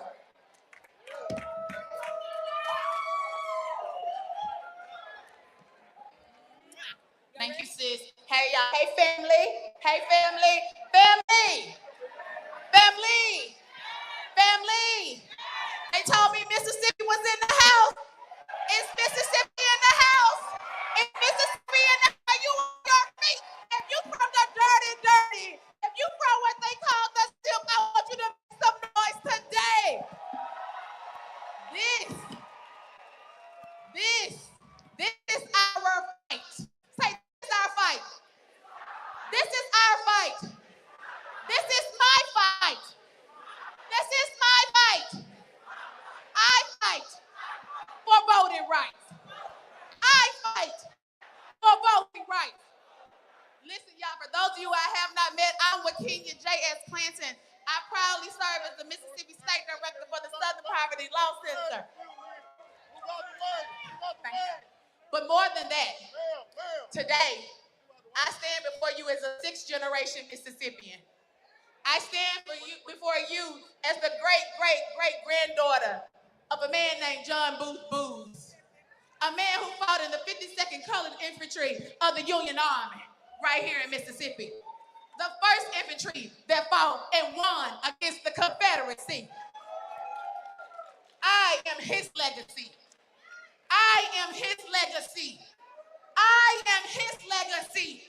I stand here on hollow ground. I stand here on the grounds of people who had their legs stripped from them.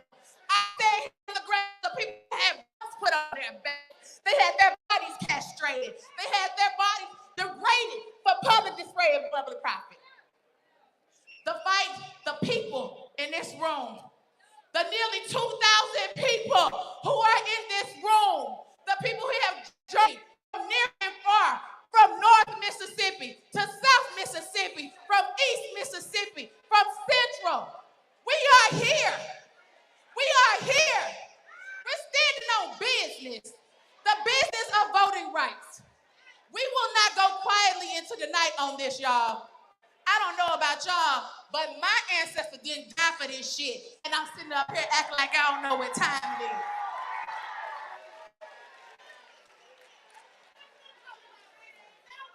No, don't y'all give me fired. Listen, they told me I had a job to do. Fired up! Fired up!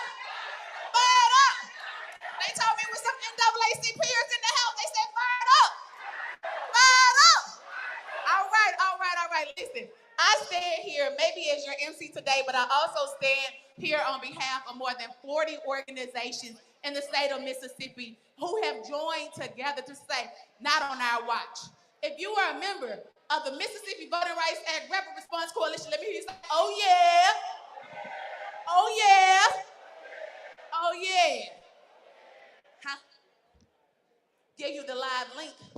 Okay, I don't know the live link, sir, but somebody gonna help him. Who got the live link so he can get it, please? Bring it to the stage. Ashley, see that lady right there with that headset on. She can help you. Okay, so I know we're excited. I know we're here on purpose with the purpose, in purpose. But we cannot do anything without the divine order step of the man above.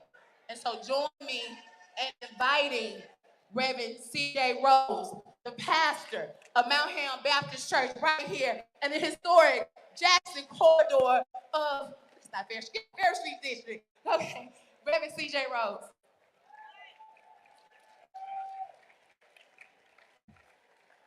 If you're able, I want to invite you to stand with me. Let us pray. God of our weary years, and God of silent tears, thou who hast brought us thus far along the way. Here we come again from all across the deep south in the fierce urgency of now. And confess, O Lord, that we are sick and tired of being sick and tired. For we come standing in the long shadow of Mississippi's history, a history stained by slavery and scarred by segregation, a history where black bodies were bought and sold, where black votes were suppressed, and where black voices were silenced, and where the powerful too often mistook oppression for order and injustice for heritage. Come, remembering the days after Reconstruction, when hope unborn had died, when freedom briefly rose in this state like the morning sun, only to be met by violent intimidation, laws designed to push our people back to the margins, into the shadows, into invisibility. And even now, those who venerate their Confederate ancestors come anointed with their spirits to preach bad news to the poor, to wound the brokenhearted, to proclaim chains to the captive and darkness to those who cannot see, to crush those already bowed down beneath oppression, and to proclaim the acceptable year of the empire.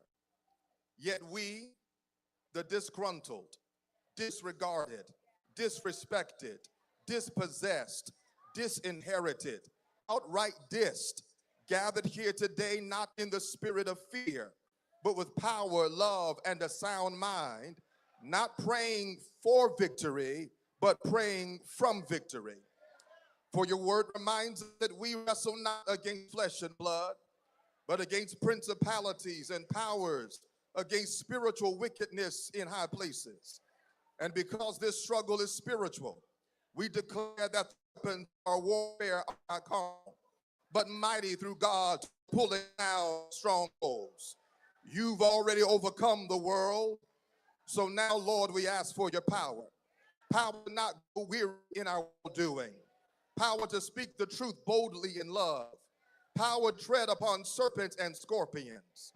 Power to march until walls tumble down, to resist until giants fall, and believe an empty tomb and an occupied throne means God's truth is still marching on. In this third Reconstruction era, be the God of the encore, as you empowered Medgar, Fannie Lou, Ella, Vern, Martin, and Jesse, and countless other unnamed freedom fighters and foot soldiers. Grant this generation holy boldness and Holy Ghost power to make of this old world a new world. Let justice roll down like waters and righteousness like a mighty stream. Let truth crush to earth rise again. Now guide our feet while we run this race. Hold our hands while we fight this battle. And remind us that though the arc of the moral universe is long, under your sovereignty and under our strength, it shall bend toward justice. We believe by faith that you've already answered this prayer and have already given us the victory. So in your strong, mighty, liberating name, we pray and give you praise in advance, because victory belongs to us. Amen.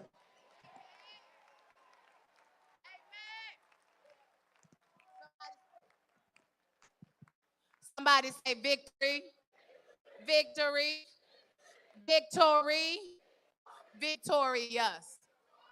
That's who we will be.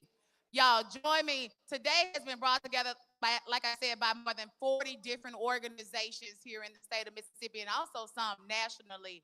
And we could not be here if it were not for the tedious efforts of our convener, the convener of the Mississippi Engaged C3 Roundtable, Miss Courtney Body. Y'all join me in welcoming Courtney Body to the stage.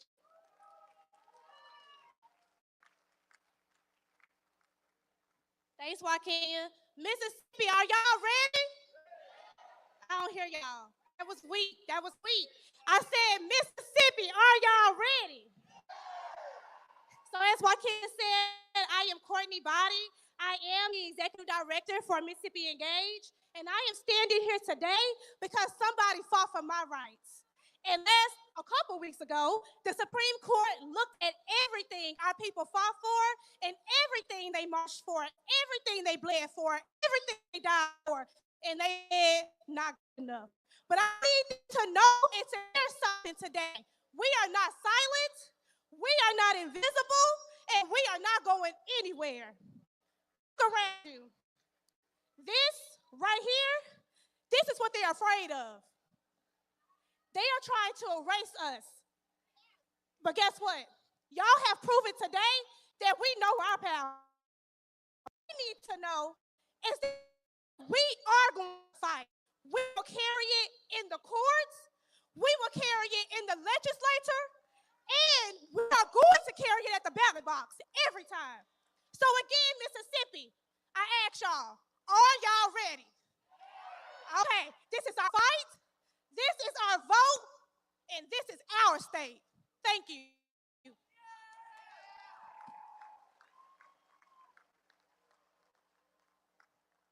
Y'all give it up for Courtney Body. Next up, we have the executive director of the oldest, boldest civil rights organization representing the state of Mississippi, the one and the only Mr. Charles Taylor. Jaribu, you coming? Okay, you gonna give it to Ricky. Got it. I got you, Ricky. I got you coming next. Come on, Charles. You gotta fire him up now. You gonna be the ED, man. Are y'all fired up? First, I want to ask, there's a lot of people on this side of the room. If y'all could shift in the room so we can have a crowd. I don't want to crowd the door, so if y'all can shift in the room. Can everybody say on 1, 2, 3, say shift? I need y'all to move. I don't see you moving. Shift this way. First of all, I am excited for y'all to be here. But I'm going to ask if we can just temper the crowd just for a moment. If we could just temper the crowd just for a moment. What I want to talk to you about is 1875. Can you say 1875? That was the moment where Reconstruction ended. And folks created what they call the Mississippi Plan. Can we say Mississippi Plan? The Mississippi Plan is what ushered in Jim Crow. But here's what I want to say to you. It is 2026, and we got a new Mississippi Plan. Mississippi Plan going to usher in an era of equity, an era of equality, an era in which we all have the right to exercise the most fundamental and precious right in this country, which is to vote. And so here's what I want to say to you. Today, we rally, but tomorrow, the work begins. I want you to say, tomorrow the work begins. I want you to say, tomorrow the work begins. Here's why. Mississippi is not just a moral argument. It is simple math. We can win this November. We can elect a black man to the U.S. Senate in Mississippi this November. If you believe that, I want you to make a round of applause. But here's what we have to do. We have to turn out 75,000 more African Americans than we had before. I want you to say 75,000. Now the question is, how do you do it? Each of you have a pledge card in your seat. We need you to commit to vote. And before you leave here, we're going to ask you to turn in 10 additional pledge cards. If all of us in this room get 10 additional people to vote, that's 200,000 people. So what I'm saying to you is that we can win. So I'm grateful to you. And I'll say this, if you are a member of the NAACP, I want you to make some noise. If you are a person that's ready to fight for voting rights, I want you to make some noise. And if you are a person that's ready to make sure that we get everybody to the polls in November, I want you to make even more noise. This is about fight. And when we fight,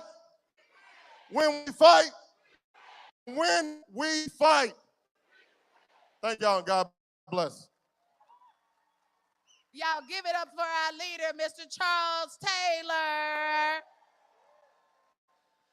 Listen, the work we do for voting rights is done on the backs of millions of Mississippians. And there's no organization who understands that more acutely than the Mississippi Workers Center for Human Rights.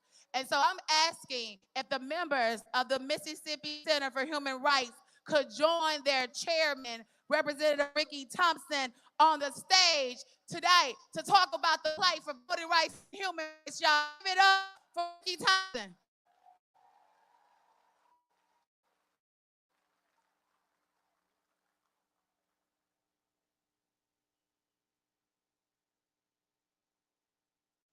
Good afternoon, everyone. Man, you guys look so awesome out there. As we come to the podium, Mississippi Rights for Human Rights. Now, we've been in business for 30 years. When we said 30 years, no justice, no justice. As the director of the Mississippi Human Rights, I want to thank Mr. Ruber here for this opportunity. As we stand here today, this is a very serious moment. As we look at today, we do bring you greetings from the North Mississippi area, where there's a lot of fighting still going on, and I thank everybody for being here. But as you look and you think about the workers, it's all about workers, and then it's all about our voting rights today. Isn't that right? When we fight, and the main thing is I want us to understand what's going on with redistricting. As we all know, and we look at the Mississippi human rights, we know to understand the warning that the Lord told them pose, that means we got to get up and we got to stand up. So everybody got to really stand up and fight, because we're in a real fight. And I forgot, I got my Emeritus Board member, Senator Jackson, our past president. Now, as we stand here today, when we leave here, we got to be about the business. And the business to make sure that we don't go back. And we're not going back, right? We are not going back. As the Mississippi Right for Human Work, we understand when we built this country, it was all about the workers. And this is what it's all about, the voting rights. That means we got to have a voice today. And the voice is in this building today. And I want to let you know that when the voice is in the building, we're not going to be silent, because we are not going back. On behalf of the Mississippi Workers for Human Rights, we thank you for this opportunity today. Thank you so much. Thank you. Thank you to our fierce fighters at the Mississippi Workers Rights for Human Rights Coalition. You're welcome. Y'all, the one and only Jaribu Hill, y'all. Y'all don't know Jaribu. I don't know what you're doing with yourselves.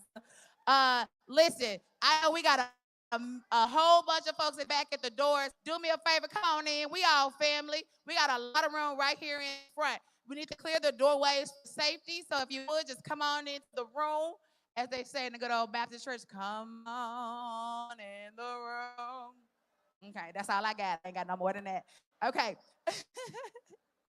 Listen, the fight for voting rights has been done so by an incredible community of warriors who've dedicated so much time, commitment, and effort to ensuring that the rule of law, somebody say the rule of law, the rule of law, the rule of law does not fall on a lawless nation.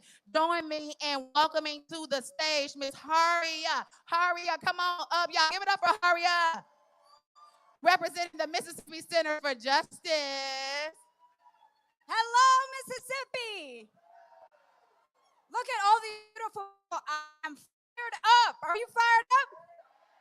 Are you ready to go? Where are my young people at? Where are my elders at? Where's Mississippi at?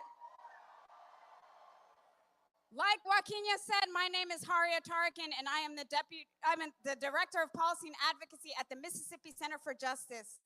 We are voting rights attorneys. We are attorneys who fight for our rights every day because we understand that voting rights is the difference between who gets heard and who gets silenced.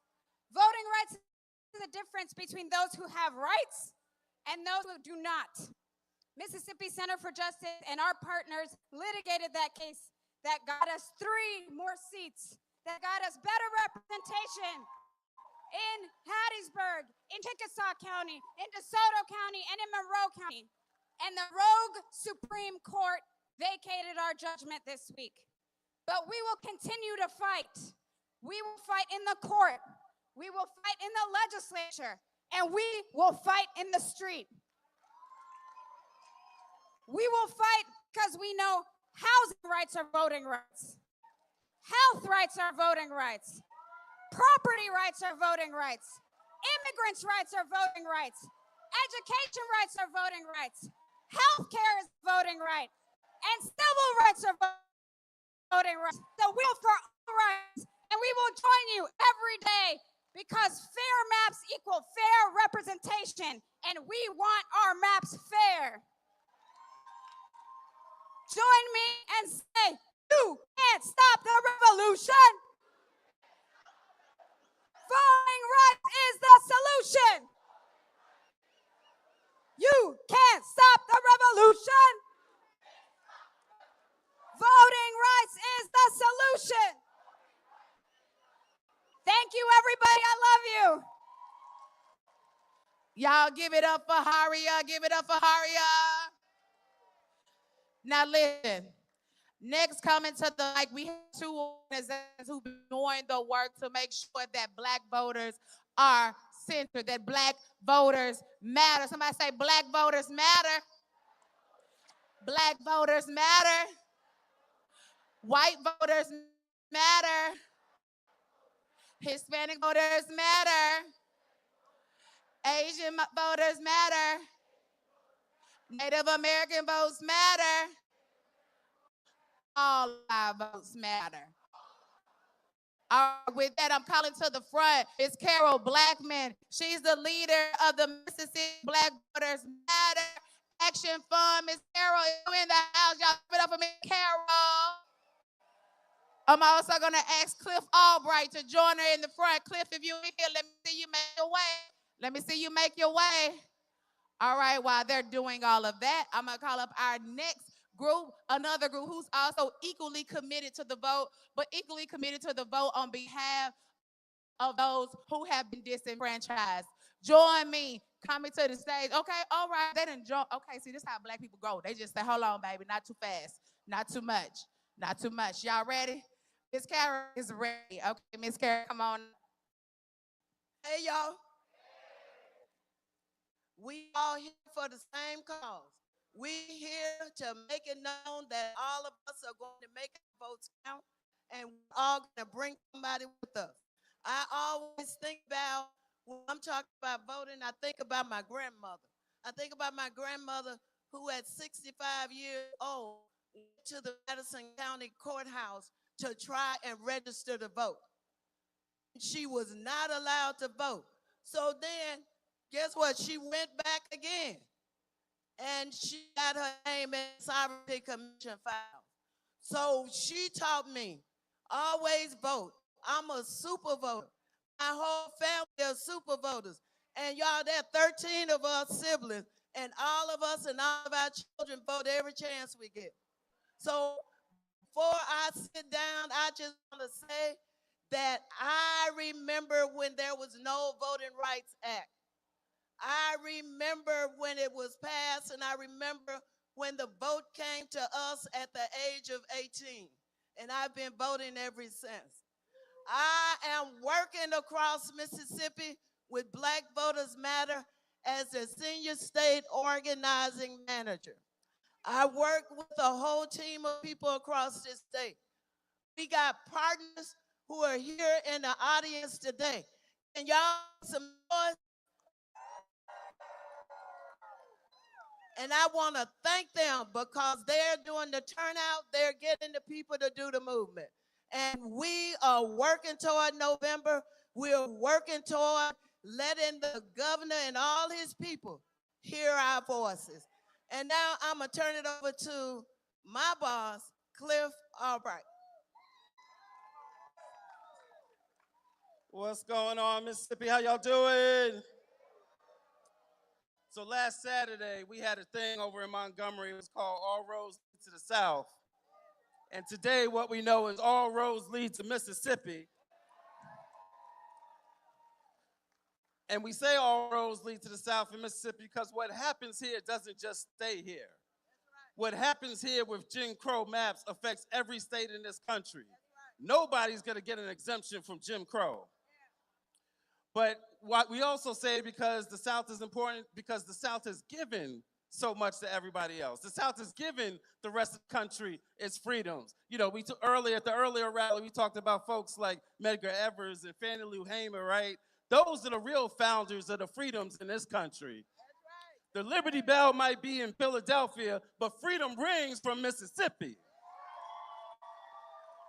In fact, you can't even spell freedoms without an M and an S. So and Mississippi gives everybody that freedom. And so what they have done is they may think they did a thing with these maps and this decision, but what they've done is waking a sleeping giant, because we got folks in here from all across the South. We got folks in here working together across state lines that haven't worked together recently like that before. They done messed up. Somebody look at your neighbor and tell them they done messed up now. And so what we know is this: they can try to come out with some rigged maps. You can rig maps, but you can't rig a movement. You can erase a map, but you can't erase a movement. You can bury a map, but you can't bury a movement. And if they do bury us, guess what? They tried to bury us, but what? They didn't know we were seeds. And so we are going to rise up and mess around. Don't let that seed be a mustard seed, because we know what happens with that. So I'm going to get on out the way. I'm not going to preach. I'm going to get on out the way. But we are going to win. Somebody say, I believe that we will win. All right. Thank y'all. Thank you so much. Black Matters Matter. Thank you so much. Next we have coming to the mic. We Must Vote. We Must Vote is doing the work on behalf of those who've been disenfranchised here in the state of Mississippi. So We Must Vote. Please speak up and speak out. Hey, family. Good afternoon. I first want to say shout out all of our high school students. We want to recognize the youth. Any high school students here? The high school students, I'll breathe, but I'll be intentional. There has been a divine force that has been sent to silence us and erase us. I personally know what it feels like to try to have your voice taken democracy, right? We won't let it happen. We won't retreat. We will not go away. We're going to be resilient in the work and continuing to give everybody a voice. We have a saying, everybody in jail ain't guilty and everybody walking around ain't innocent, right? So what we need to do is don't get mad. We need to organize. We need to unite and be intentional and strategic about showing up. The time is now. The fight is at our door. We have no time to run and hide. We've got to show up and we've got to be intentional. So I wanted to shout out my young people behind me, because guess what? It ain't about me. To my elders here, time is up. We got it. We got to let y'all know that we got to take it from here. And we got to take it and do it the right way. And when y'all pass it to me, I got to react and pass it to them. Thank you. Y'all give it up for Tony Wakefield. Give it up for Tony Wakefield. We are here today simply because of the fact that trying to strip something away from us that we worked so hard to get. When I look out into this audience and I see our elders, people who were around when we all did not have the right to exercise our freedom, they want to take us back to that. You did not do what you've done for us to give them this right that you work for. We're here, and we're ready to fight. And you came from where? She came from Arkansas, y'all. Give it up for Mama and from Arkansas. Mama came out, she said, I don't care what the weather says. I'm here to hear from the young people. But thank you, Mama. Thank you for everything you've done. Next, the fight we're fighting right now, y'all, is about the rule of law. And we can't do this work. There's so much that's been done to make sure that we here, the 43% of Mississippians have but equal representation in the legislature to make sure that our voices are heard. And we just have to give a huge shout out to the Mississippi Legislative Black Caucus for all of their work. They've been working real hard, y'all. It ain't easy being in the minority. It ain't easy showing up in the minority. But there are some freedom fighters that we got over there on Congress Street. Come on, and it's led by the one and only chairman, Kareem. If you're a member of the Mississippi Legislative Black Caucus, please come join your chairman on stage. Come on, give it up for the fighters. This is what democracy looks like. This is what democracy looks like. This is what democracy looks like. Ladies and gentlemen, joining me today, my name is Kabir Kareem, and I'm the chairman of the Mississippi Legislative Black Caucus, the unapologetic voice of the 1.2 million black folks here in the state of Mississippi. And these are your representatives of the Mississippi Legislative Black Caucus. Give it up to the Black Caucus here in the state of Mississippi.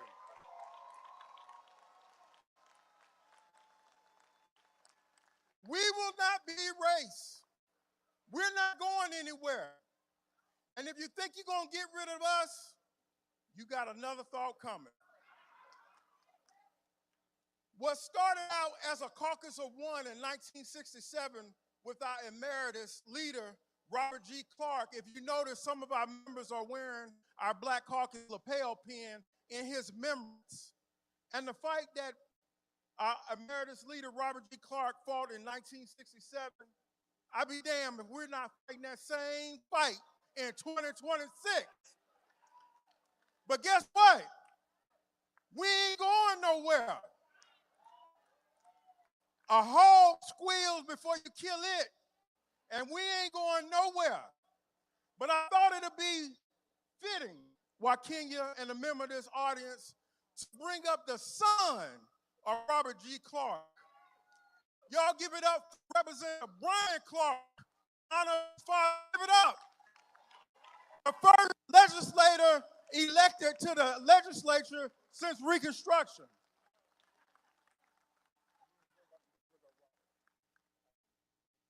Good afternoon.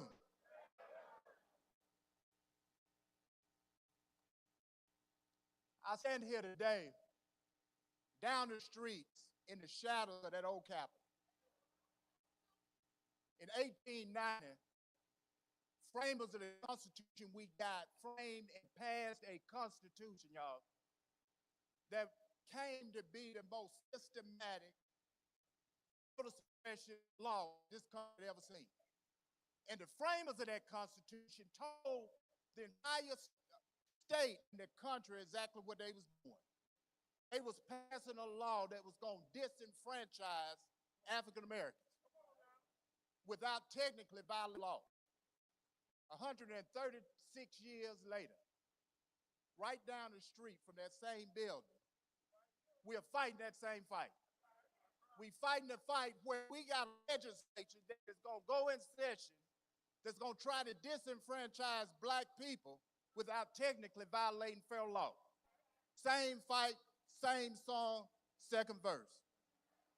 So today, every generation find themselves at a crossroads. And when you get to that crossroads, you have to make a decision on which way you're going to go and which way we going to go. We going to fight. Which direction we going to go? We going to fight. Now, I'm going to ask y'all one thing, is that when you look at the news, read the newspaper, and you hear that the legislature is considering some redistricting, whether it be congressional, legislative, public service, we need everybody in this room that's crowded in this room come to the state capitol. What's the address? 101? 400 State Street. We want you, the same crowd, to show up at the legislature and have your voices heard. Now, ladies and gentlemen, I'm going to bring up somebody. Oh, can't bring up nobody else. Appreciate you so much. I love y'all a whole bunch. I got to get back on my program because this that we're talking about was about the 3 congressional seats that we won, that we went to court and won, and we do have representatives of those 2 districts. Two of the 3 districts that we won, they are here. And so we want to hear about them because they represent places where people's voices have been marginalized, y'all. They were sent to the Capitol for them. And so they deserve to speak. And I'm going to give it to them. Good afternoon. Unfortunately, we're seeing the same story being played over again. What those principalities and powers have been working for years, they're trying to take their pencil and rewrite our work. They're trying to take their pencil and rewrite our legacy, our history, and now they're taking that pencil to try to redraw our future. But the problem is now is they're not even trying to redraw it, they're trying to turn the pencil and erase us. But I've got a secret for them, and I've got a message for you. You can't erase what's permanent. You can't erase what's built to last. You can't erase what's built to be here. We've been here. We are here, and we'll be here. We were built for this moment. We were built for this season. I just want to know, are you permanent? Are you built to last? Are you built for the moment? Because I'm ready. I don't know about you, but I fought too hard. I gave too much of what I had to give up in this moment. I wasn't written in pencil. I was written to be permanent. My name, my legacy, and my cohorts will be here. The question is, will you be here? We'll see you soon. All right, somebody told me we had some additional leaders. Come on up here. Y'all, so in addition to, we got, I don't know if y'all know this, but we have 4 members of our legislature who serve in leadership. And one of them is the incomparable minority leader of the House, the Mississippi House of Representatives, the one and only Representative Robert Johnson. So.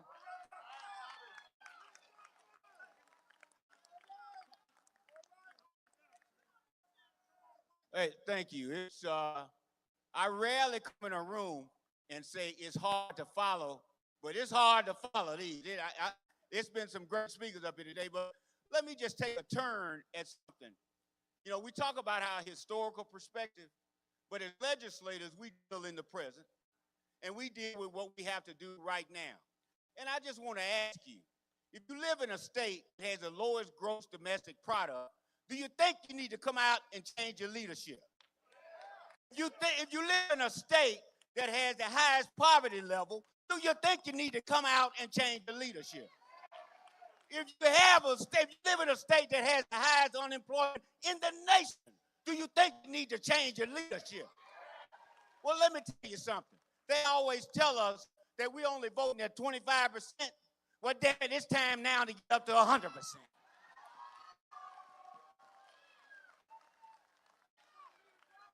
Because I didn't come back to Mississippi after law school to live in the poorest state in the country.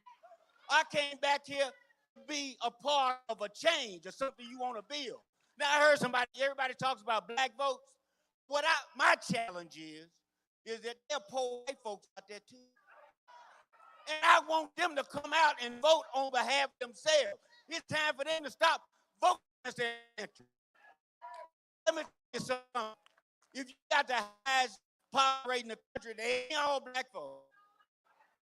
And if you got the lowest gross domestic product in the country, the people who ain't working, who ain't producing, ain't all black folks. Now, first thing they did at the city came down was they said, let's get rid of Benny Thompson. Let's get rid of that reign of terror. Now, the only terror I know Benny Thompson has done is brought more than $10 billion to the state of Mississippi in the last 10 years. Money that came directly to the state, and they spent less than 10% of it in the 2nd district that he represents. So what I'm telling you is, as legislators, our job is to get in those rooms, as Representative Crosby talked about, they got a pencil. Well, let me tell you what, I don't care what they got. I'm gonna have a club, a knife, or whatever I got to have, but we ain't gonna stand for it no more. This is a fight. This is a fight, and this is a fight where you put your hands in the dirt, you lock arms with your colleagues, and you go in there and you push, and you don't stop until you tear everything down where you can build it back right. Let's fight so we can win. Now y'all see why I had to open up the mic to the man. He know exactly what to say. Thank y'all. Y'all give it up for our caucus. Give it up for our caucus. They've been amazing. Thank y'all so much. Y'all, thank y'all. Thank y'all for your work and thank you for your dedication. Okay, next coming to the mic, we have Trey Murphy. Trey Murphy is a member, he's the national organizer for the Legal Defense Fund, the organization who actually argued the case of Louisiana versus Calais, which is why we're here today. Trey Murphy. When I say who's democracy, you say our democracy. Who's democracy?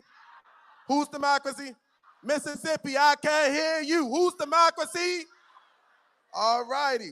Good afternoon, family, as they say in the Baptist church, because I was born in the Baptist church. I won't be before you long, you know, as they say. But last Saturday, we stood with more than 5,000 people in the state of Alabama. Today, we're standing with what looks like at least 1,000 inside of this room. And the message is still clear. The Supreme Court will not have the final say. The message is clear. The Supreme Court will not have the final say. We're standing here in Jackson, Mississippi, a state with one of the deepest and most painful histories of racial discrimination in this country. And the fact that these maps were voted on at the old Capitol, a place where Jim Crow laws, racial terrorism, and systemic exclusion of Black people in our democracy was passed, is not just offensive, it is a reminder that the forces of voter suppression never disappeared. They just changed their language and changed their tactics. So at LDF, we know this very well because we argued the Calais case before the Supreme Court, that when we were standing in the belly of the beast, what we witnessed was a coordinated attempt to roll back generations of progress. But my wife, Heather Murphy family, is a 5-generation Mississippian. And families here have had to endure lynching, segregation, intimidation, and disenfranchisement. And yet y'all still kept going. They kept building. They kept believing in freedom even when America did not believe in them. So today we're standing loud and unapologetically. We will not be silent. We will not surrender our democracy. And we will not allow extremist courts, cowardly politicians, or hostile administrations to erase the sacrifices of our ancestors. Y'all give it up for Trey. Give it up for Trey. We got another fierce lawyer that's been fighting on the front lines and looking for my brother. Looking for my brother, Amir Badat. It's Amir. Amir, y'all give it up for Amir Badat. And this is a personal note, y'all. When I think about who do I call when things go awry, it's my brother, Amir Badat. And we had started this journey together in 2018. 2018, we both were working outside of Mississippi, and we came down here to help Mike Espy at the time. He was running for the United States Senate, and we said, we're gonna come back home, we're gonna do some stuff. Amir, I think we're doing some stuff. We're doing some stuff. Y'all give it up for Amir Badat. Thank you so much. Hello, Mississippi. Mississippi is in the house tonight. I want everyone just to pause for a second. Take a look around. Look how many people are in this building right now. This is power. This is power. You are power. This is the power that we're going to bring to the fight. I was born and raised in Meridian, Mississippi. My parents immigrated there. Meridian House, where we at?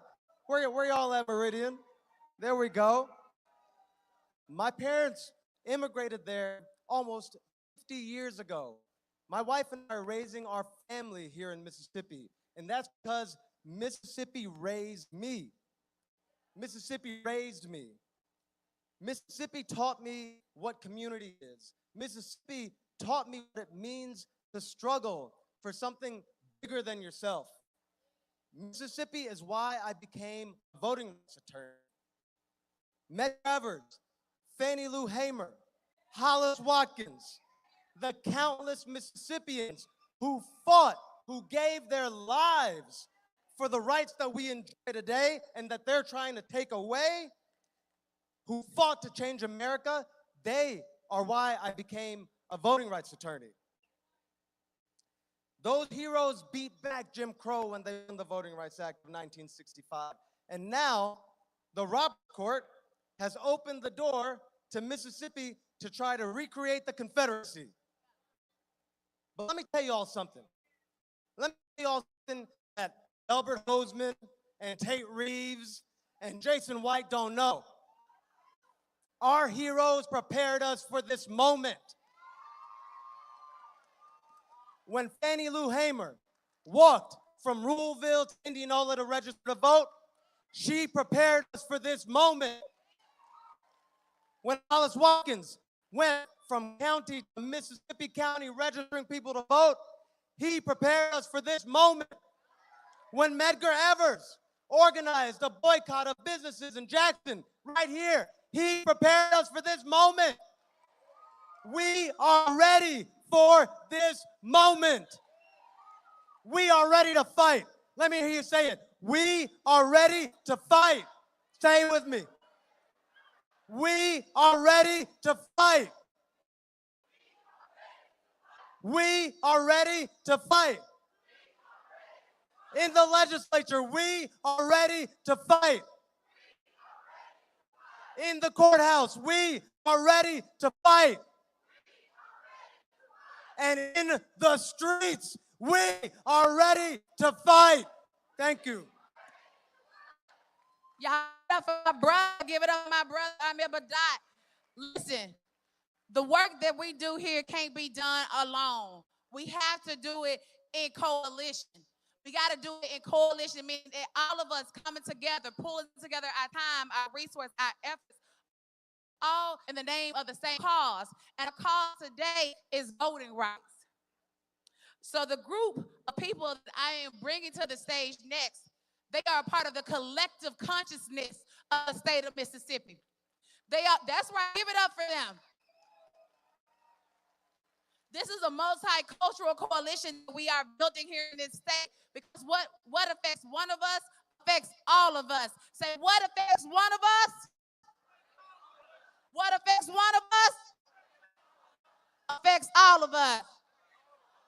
All right, next coming to the stage is the convener of the Mississippi Black Women's Roundtable, the one and only Miss Cassandra Welchlam, and she coming with a village, y'all. Give it up for the Mississippi Black Women's Roundtable.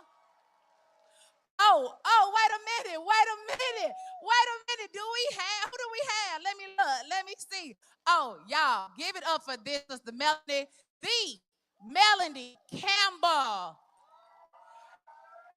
Melanie is president, CEO of the National Civic, National Coalition for Black Civic Participation. Y'all, I got so many acronyms, but let me tell y'all about this lady. She has been a fierce warrior.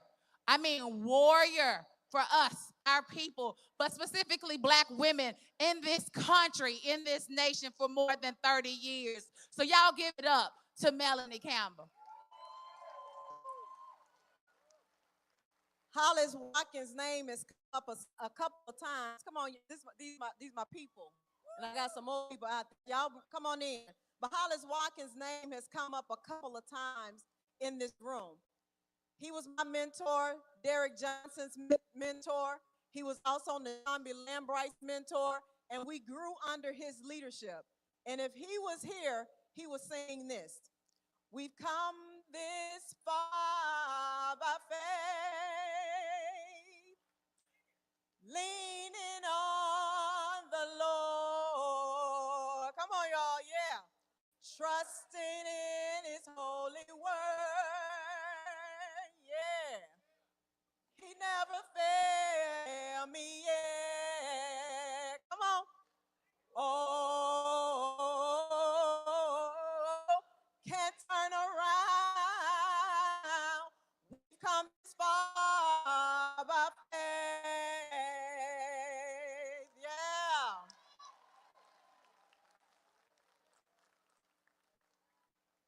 The Mississippi Black Women's Roundtable, along with our national president, Melanie Campbell, who's over the National Coalition of Black Civic Participation and Black Women's Roundtable, and we have Michigan Black Women's Roundtable in the house with us today. We're standing here together as one. I stand in the legacy of Mississippi Black women who have always voted, always organized, and always pushed this state towards justice. Long before it was safe, long before it was popular, long before anyone bothered to protect our vote, Black women in Mississippi and the South walked miles to polling places, faced intimidations, literacy tests, poll taxes, and violence, and yet we still voted. They voted because they believe in a future they might never see, but one that they demanded for all of us.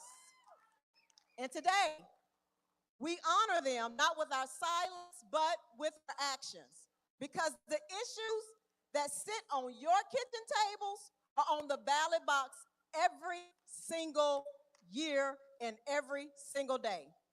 We're fighting for paid family and medical leave so no mother has to choose between a paycheck and her health. Amen. Amen. We fight for affordable child care so families can work and thrive and still show up for their children. We fight for maternal health and reproductive justice so Black women can live full, healthy lives.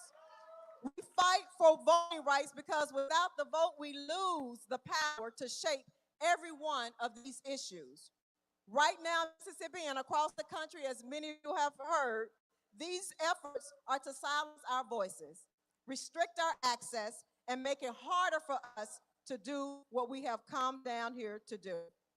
But Mississippi, we ain't going back. We're never going back. We are never going back. So we fight on. We fight on. We fight on. Melanie Campbell. All right. How you doing, Mississippi? How you doing, Mississippi? Well, I am here. I want to let you know I've been here with the Hollis Walkers many, many years ago. Anybody remember Stephanie Parker Weaver? Y'all know Deborah Robinson? Some of y'all might remember Reverend James Orange. Come here with those young people coming out here and fighting for the Mississippi, the catfish workers to make sure they had workers' rights. So, and I got folks from Meridian, Mississippi. So by way of Florida, I came by. By way of Georgia, I came by. By way of D.C., I came by to remind us that we are the leaders we're looking for. Look at your neighbor. Say, neighbor, neighbor, oh neighbor, you are the leader you're looking for. We are the power. We built this country, and we ain't going no damn where. We're not going to be erased. Because at the end of the day, y'all, at the end of the day, we were down in Selma, Alabama last week with Kenya. We were down there in Selma, and Montgomery said, why you go to Selma? Because that's where we got our full citizenship. We went back to pay homage, and then we said, we got to come to Mississippi. Mississippi, why? Because the freedom is here. You all have laid the groundwork. And last thing I want to say, in this moment, I want to talk to those who think that they can erase us. I want to talk to those who think we're going to take 61 years to get back what our foreparents and forefathers fought and bled and died for. We're not going to have it. Are you? Watch our smoke. Let's get it done, Mississippi. This is a United States of America problem. This ain't a black problem. This ain't a South problem. This is a United States of America problem. And we're going to do what we need to go. And so my little Latasha would say, let's go.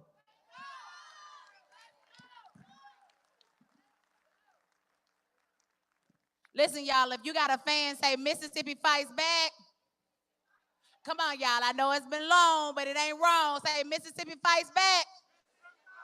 All right, if you got this fan right in front of you, there's a QR code on this fan. We want you to tell your story because your story matters. Your story is why we're here.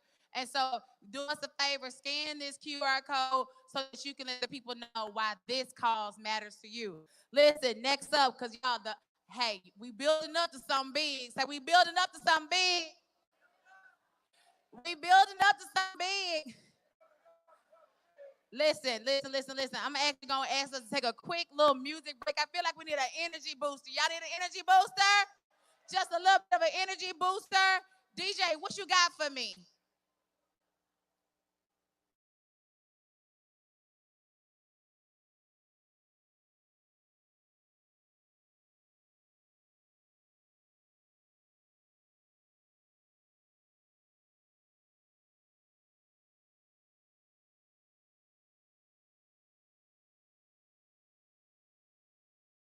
Pipe me up. Hey, pipe me up, pipe me up, pipe me up, pipe me up. Are we ready? Yes, sir, no? All right, they not ready. So I'm going to go ahead and switch it on over. I'm going to switch it on over to our next crew of coalition builders. Y'all join me in welcoming Miss Lorena Cortez to the stage. Lorena is representing the Immigrant Alliance for Justice and Equity. Give it up for our partners, IAJE.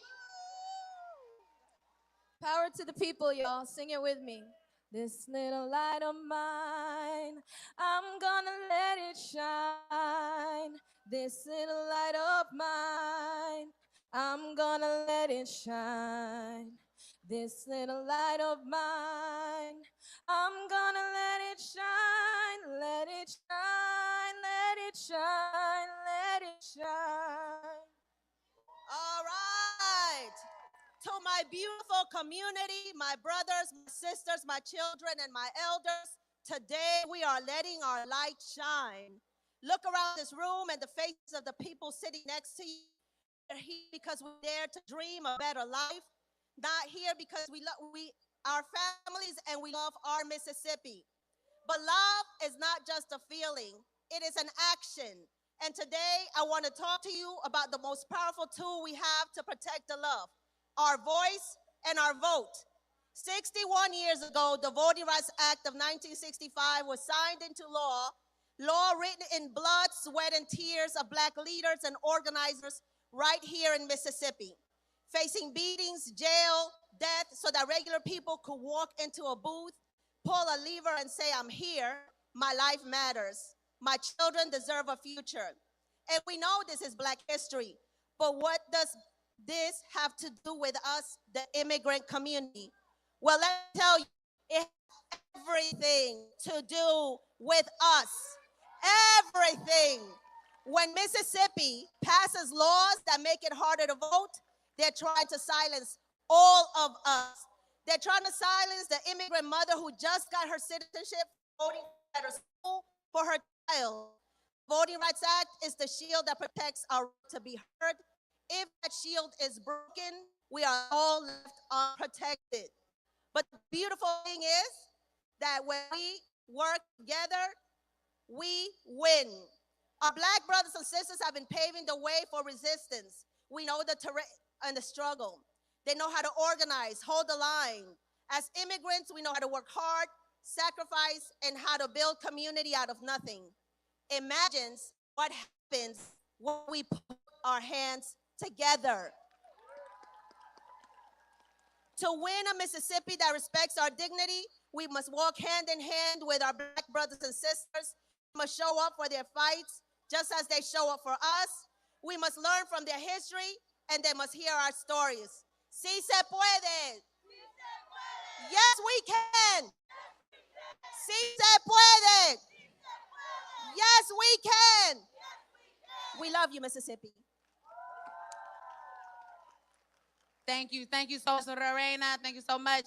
Next, coming to the stage, Miss Olita Fitzgerald, the leader of the Southern Rural Black Women's Initiative. What my rural folks said? Say yeah. Yeah. Y'all don't really know who Miss Olita is for me. But she said, make sure I handle my business and say, she's also the Southern Regional Director of the Children's Defense Fund. Where my young people at? Thanks, Joaquina. Woo. Man, this is some sight to see. I want to talk a little quiet because this is such a serious situation we're in that the rallying is good, but we got to go back home. All politics is local. I want to just say a little bit about why what they're doing is important. And we have been here before, as you've heard from other people. There was something called the 3/5 compromise. At one time, the Supreme Court of this country ruled that only 3/5 of black people could vote when the voting power grew. But I want to say, when we are talking about elections, we're talking about electing people who go somewhere and represent us. If we had not had the Black Caucus at the Capitol this past session, they would have pulled public school dollars out of your communities and paid them to private academies. The same private academies that left the public school district after desegregation and wanted state money then. These people don't die. We can't die. It's generational. We need to vote, we say, because we need health care. But let me say this. Mississippi has the highest rate of infant mortality and maternal mortality in the country. Jackson State University has done some research that says 80% of the black women who die in Mississippi from maternal mortality could have lived. These people know what they're doing when they withdraw resources. 2 years ago, when we talk about electing people, when they go somewhere, we're looking at the votes that we have versus the votes that they have, and there's very little in the middle, and they don't even want us to have those votes. 2 years ago, 3 years ago, when we could have expanded Medicaid, didn't expand Medicaid, they talk about hospital closings, but know that they closed, now get this, they closed the only NICU unit in the Mississippi Delta. What does that mean? Babies born in stress have to either go to Memphis or come to Jackson to be seen. These are serious issues that we're talking about, and it's not about candidates. Don't care if you don't like a candidate, we have to vote. I'm getting off. We've got to go home and we've got to talk to people about why it's important to vote. And all you got to do is look at what's happening in the country. All you do is, there's a hearing going on now. They're attacking the Southern Poverty Law Center and the Judiciary Committee in Washington. We are having things rolled back that should not be rolled back. Understand this. They ain't the only people who pay taxes. It's your tax money. They don't want you to have a voice over the money you spend. They want you to have taxation without representation. This ain't new. So leave here, and we look at y'all like breadcrumbs. We're going to follow y'all because we've got work to do. We've got to elect some people out of office. If we don't do it this year, there's no telling where we will be. And I will leave with this, with young people. Not only is education and health care, child care. We got black child care centers about to close all over the state. And the governor is sitting on the money right down there that could help them. Decisions that they make. And you young people, if I don't say nothing else and leaving, when Joaquin throws me off, they always start with a whisper. They always start with a whisper. They are talking about the draft. The draft. The whispers get louder. The draft. We have better wake up because we are under attack like we have never been. Y'all are here because you know it, but we got to take it back home. Thank you. Thank y'all. Y'all give it up for Miss Olita Fitzgerald, our fierce leader, our fierce leader. She spoke about the future. She spoke about young people. This next group of people are just that. They are the voices of the future. And so y'all join me in welcoming Jolie Elizabeth Stallworth, Audrey Crenshaw, Xavier Wright, and Ozzy Welchland to the stage, y'all. We're going to speak for the future. Someone say, speak for the future. Speak for the future. You are the future. We all know that a change has come in Mississippi, an inflection point in our nation's history. We have been forced to wake up and make a decision between the ballot or bureaucracy, between the turnout or tyranny, between disenfranchisement or democracy, between resignation or representation.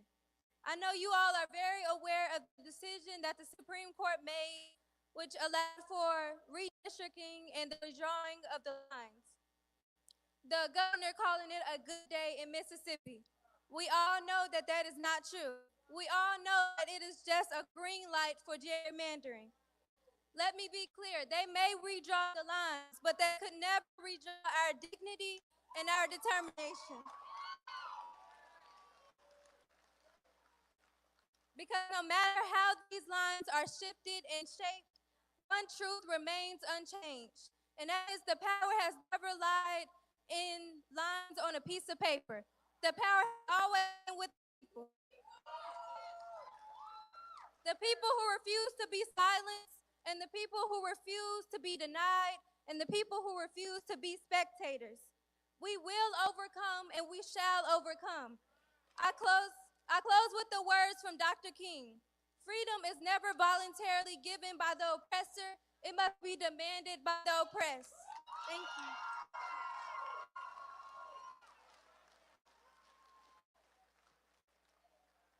I know that we have all seen what has been happening on the news, the attempt of eradication and annihilation of our right and our fight. But I want us to know that what I see in my community, that every time there's a fight, that we fight back. And that even though that there's attack, that we get stronger and we strengthen more. And although we are faced with the same struggle as of 1964 and 1972 in Gary, Indiana, the struggle for rights, representation, and legislation, we also have a choice of the same solution, which is the people. The people are the solution.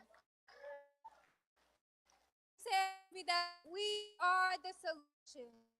We are the solution.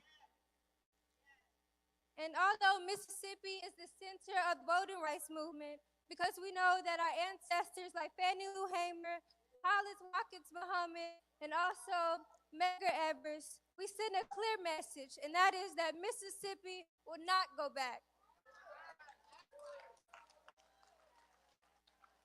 And I know the saying is, as goes the South, goes the nation. But I believe as Mississippi goes forward, this nation has to go forward. And I know that many people are worried about taking away our rights and everything else. But I think that we should remember what our ancestors gave us. And that is the tools to organize, to mobilize, and to fight for what is ours. And I'm going to end with a quote from Hollis Watkins. He said that freedom is not given. It is protected, it is organized, and it is built in the community. Thank you. I love them so much. I know them so much. Next, y'all mind if I take a break? Can I take a little break? Because I want to bring Brooke Floyd to the stage. Brooke has been leading the fight for water rights right here in Jackson. So I want Brooke to say something on behalf of the People's Advocacy Institute.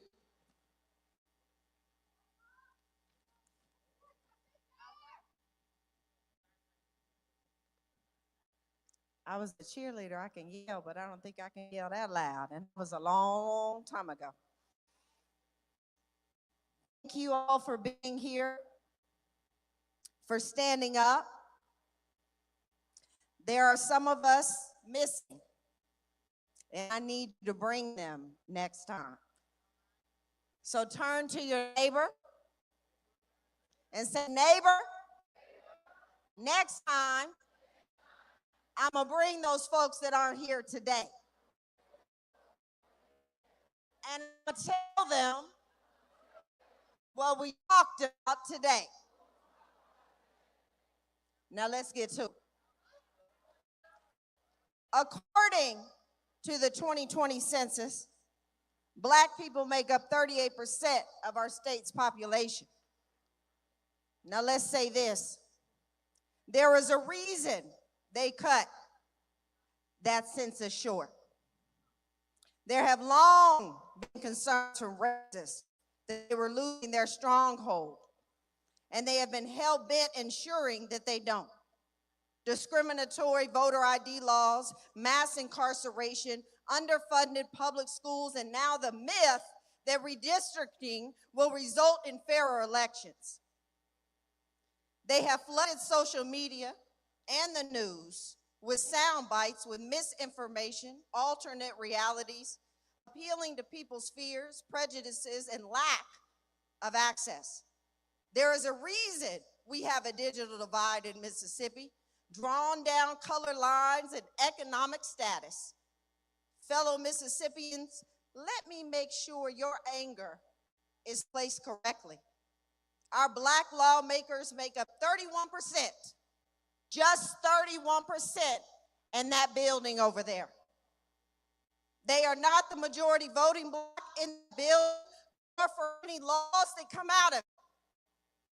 While we may have had progressive governors in the past, we have never had a legislature to match.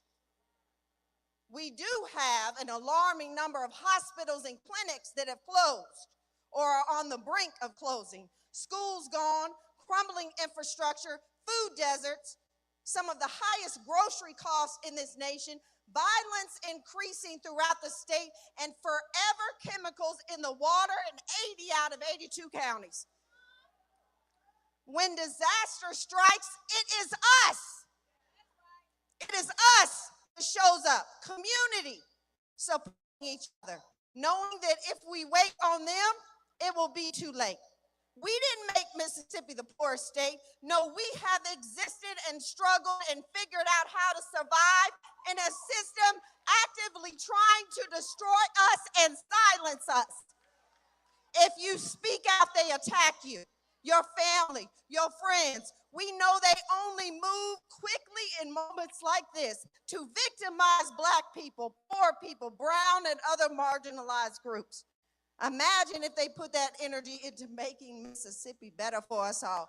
We wouldn't have the highest infant mortality rate, nor the shortest life expectancy, I'm almost through, nor one of the highest incarceration rates in the world.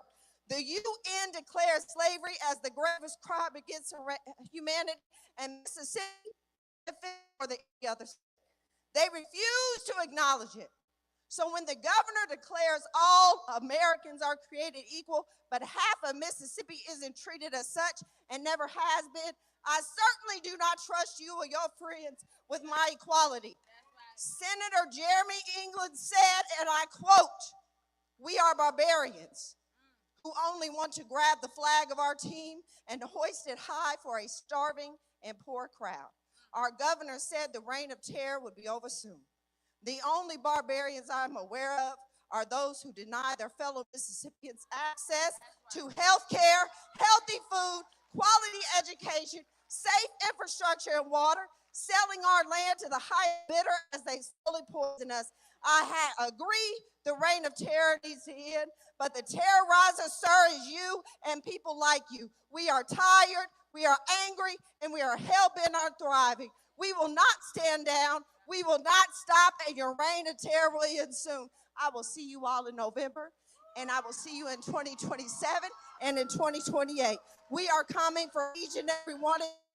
I am black, I am a woman, and I am from Mississippi, and I will never forget.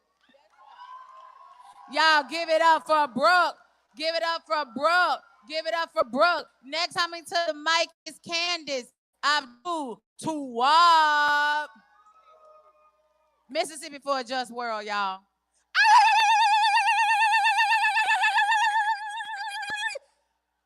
Power to the people! Power to the people! I know y'all are getting tired. I know y'all are getting tired. But we not as tired as our ancestors were. And I'm begging you to give, to save your energy and your love for the young people behind me when they come up, because it was young people that led the movement. And young people are missing in this room. Shame the devil. We aren't here to showcase one organization. We are here to show the power of the Black vote. We are not here to highlight one person. We are here to show the power of the Black vote. And we are most certainly not here to sing the praises of one particular political party, especially when both political parties have been guilty of perpetuating the same type of harm on our communities. We are here to show the power of the Black vote. And we have gathered here today to stop the restoration of the Confederacy. Do you hear me? We are here to stop the restoration of the Confederacy and stop the erasure of the Black vote. When Black folks win, the entire country wins. Let me say it again and let me hear you. When Black folks win, the entire country wins. Every single human rights protection that Black folks have fought for has ultimately uplifted every single community that is deemed a minority in this country.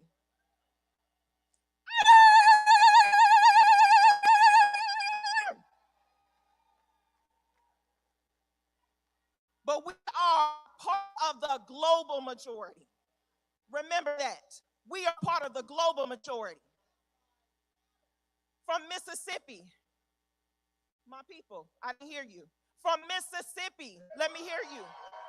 From Alabama, from Tennessee, from Georgia, from Palestine, from the Congo, to Sudan, to the power of the Black vote is real. It is a human right. Voting rights are a human right. Say it with me. Voting rights are a human right. Voting rights are a human right. Voting rights are a human right. Free the land.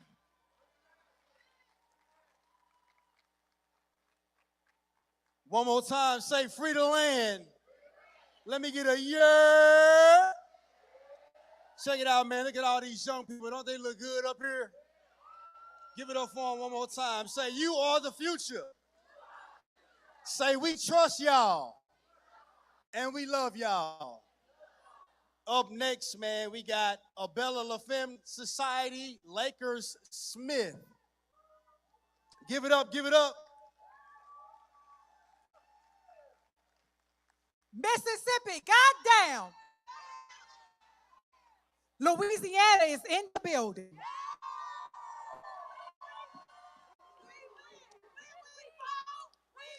Jackson, we have been standing with you. And one thing I can tell you right now, there is no more blood on the leaves.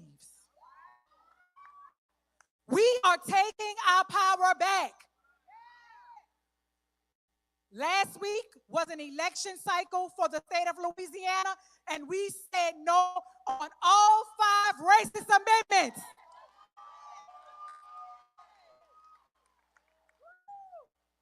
And because we're standing in this room and we build each other up, I would be remiss if I did not mention my good brother Cliff, my good sister Latasha Brown, my good sister Ashley Shelton, and all of the queens of the South of this movement.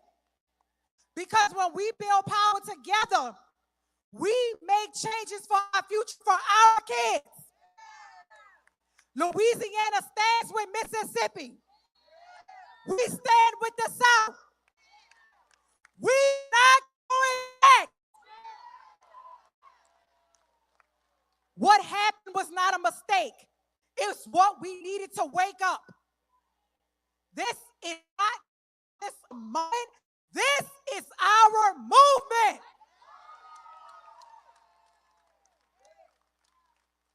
My mama named Fannie, and Fannie said she was tired of being sick and tired. Guess what? I'm a daughter of New Orleans, 3rd generation. And when I say with my chest, we are not afraid. We are better together.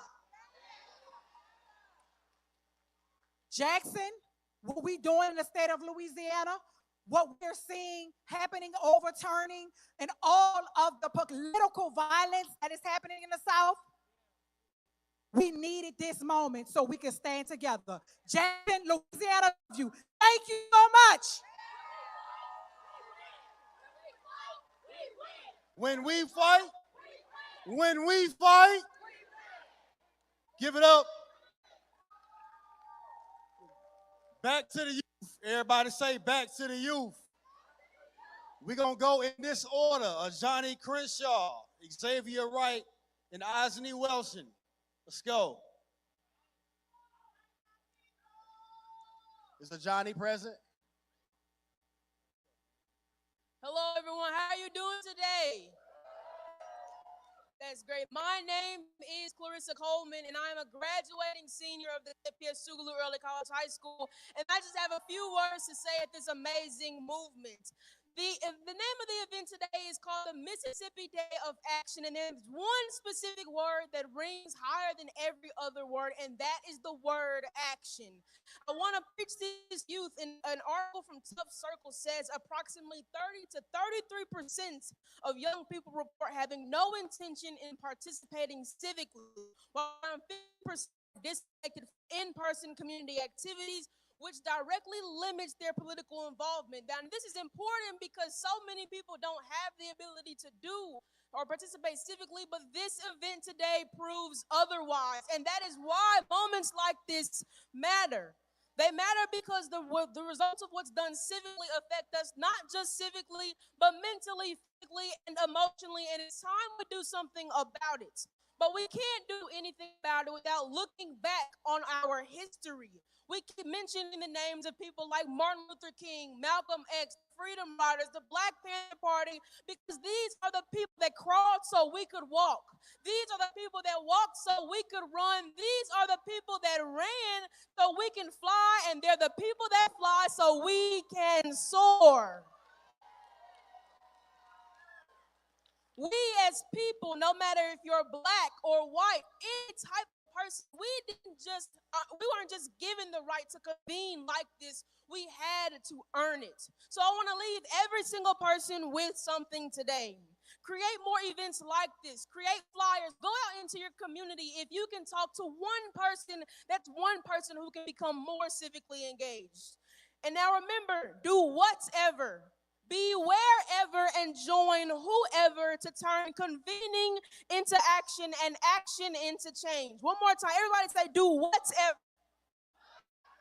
be wherever, and join whoever to turn convenings like this into action, but action into change.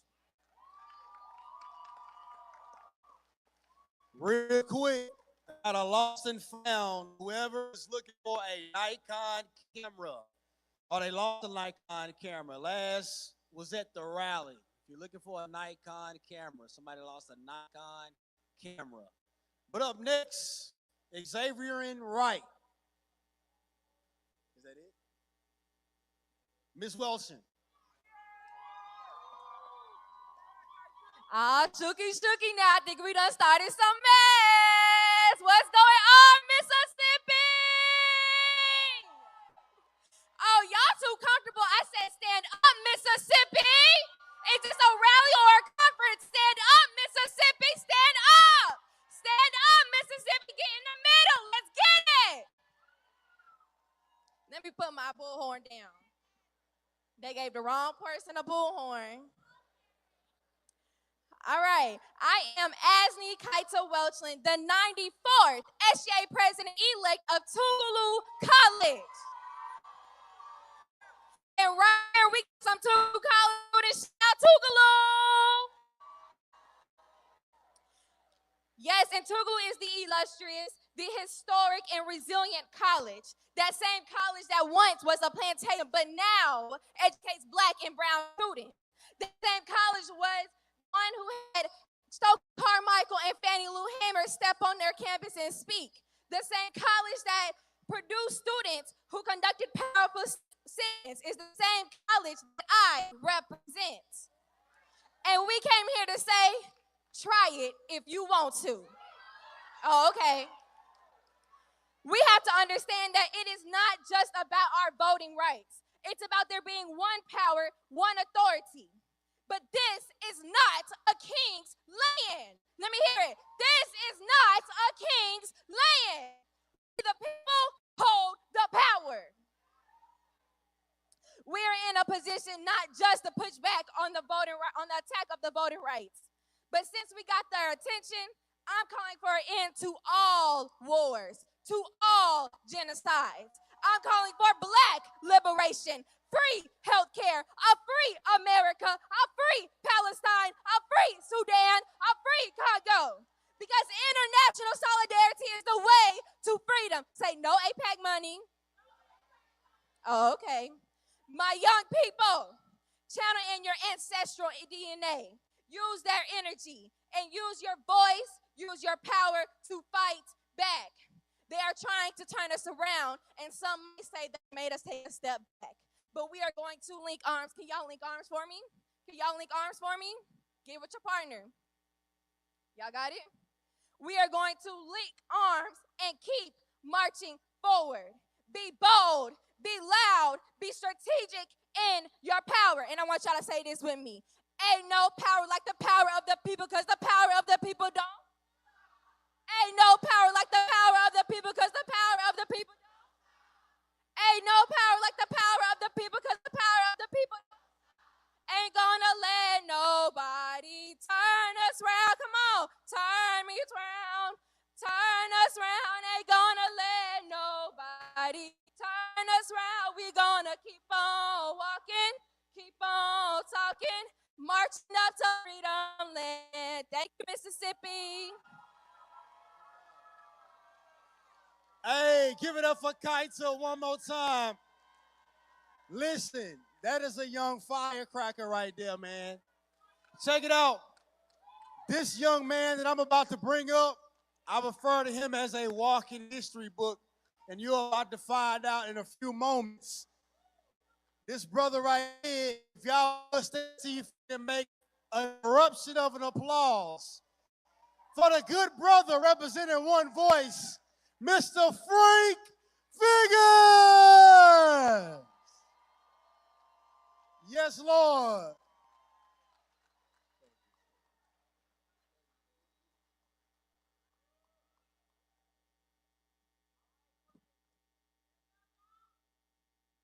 Ditto to everything that has been said.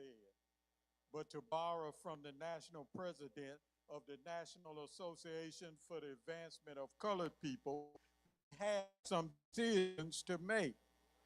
Will this become a movement, a struggle of us against us, or will it continue to be a movement, a struggle against the systems and structures that prevent humans from being all that God intended us to be? When we choose to struggle against systems and structures that prevent us from becoming all that God intended us to be, we need the right information. We need a quality, fact-based education. From 1875 to 1940, the majority of the people in Mississippi were prevented from voting because of violence, intimidation, legal and judicial restraints. The Constitution of 1890, which we still operate under, the state operates under that Constitution today. Poll taxes, subjective literacy tests, and underfunded public education system. From 19 to July 1965, the struggle against systems and structures continued. In August, became law. In January 1966, the Mississippi State Legislature met and redistricted the entire state of Mississippi on the municipal, the county, the state, and the federal level in such that even you could of your choice. It took 15 years and 9 to the court to get where we are today. Mr. Charles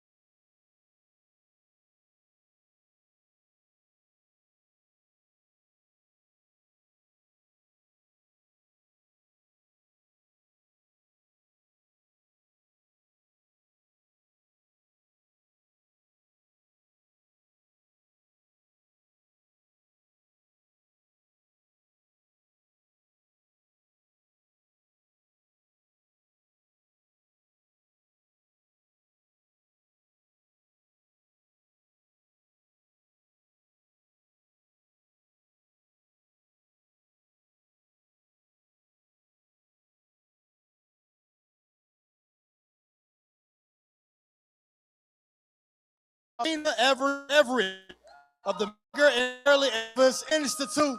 Y'all give it up for one time for the one time. Hello. Mississippi, where are you? Alabama, where are you? Louisiana, where are you? The United States of America, citizens, where are you?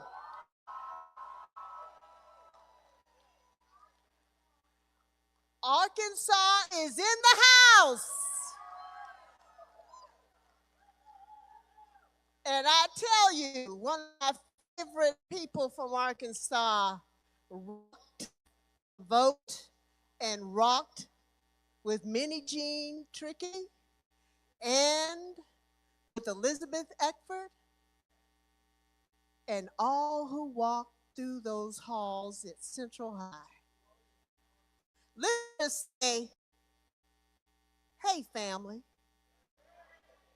It's so good to be with everybody. You know, this is truly a monumental day. Remember that, because it's going to change our lives.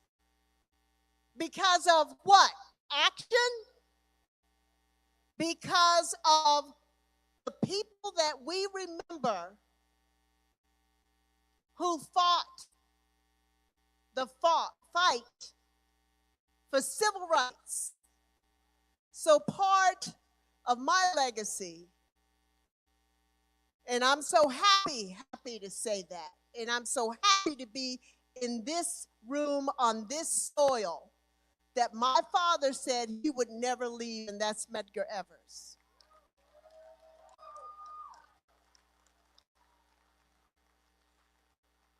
And I just want to pay homage to him for one moment. Today is May 20th. May 20th, 1963, Medgar Evers got on TV. He was the first Negro, black, to get on TV in Jackson, Mississippi, who was not an entertainer. But why did he get on TV? To talk about what rights were being tried to take away, but also what rights we have to fight for. Because the city and the mayor of Jackson said, basically, oh, they're all right. They called us the N-word, but they're all doing fine. We have no problems here in Mississippi, but we have problems in Mississippi. We have problems in the nation. So I just want to share this with you because it still rings true. The years of change is upon us. In the racial picture, things will never be once the way they once were. History has reached a turning point here and over the world. Understand, right now, history has reached a turning point again. Not just Jim Crow 2.0, it's freedom forever. So I just want to say to you today, boy, I sound like my dad like that. Wow. You came out. Today, all of our voices have to be heard. We have to not only make sure we are properly registered, we have to take our neighbors, our family, our friends, our strangers to do the same thing. And then you need to always go to the polls, not for one election, but for all. Thank you for what you're doing. And I tell you, our ancestors are looking for us to move this forward. And they are expecting us to turn it over generation by generation. So let's do that. Let's do that, America. Let's make things right. Give it up one more time for Ms. Rena Everett. Up next, we have Eddie Glaude, scholar, Princeton University. Give it up, give it up. I don't want to take too much of your time. I wasn't born in the 1940s. I didn't come of age when Medgar Evers was risking his life. I wasn't around to march or cross Edmund Pettus Bridge.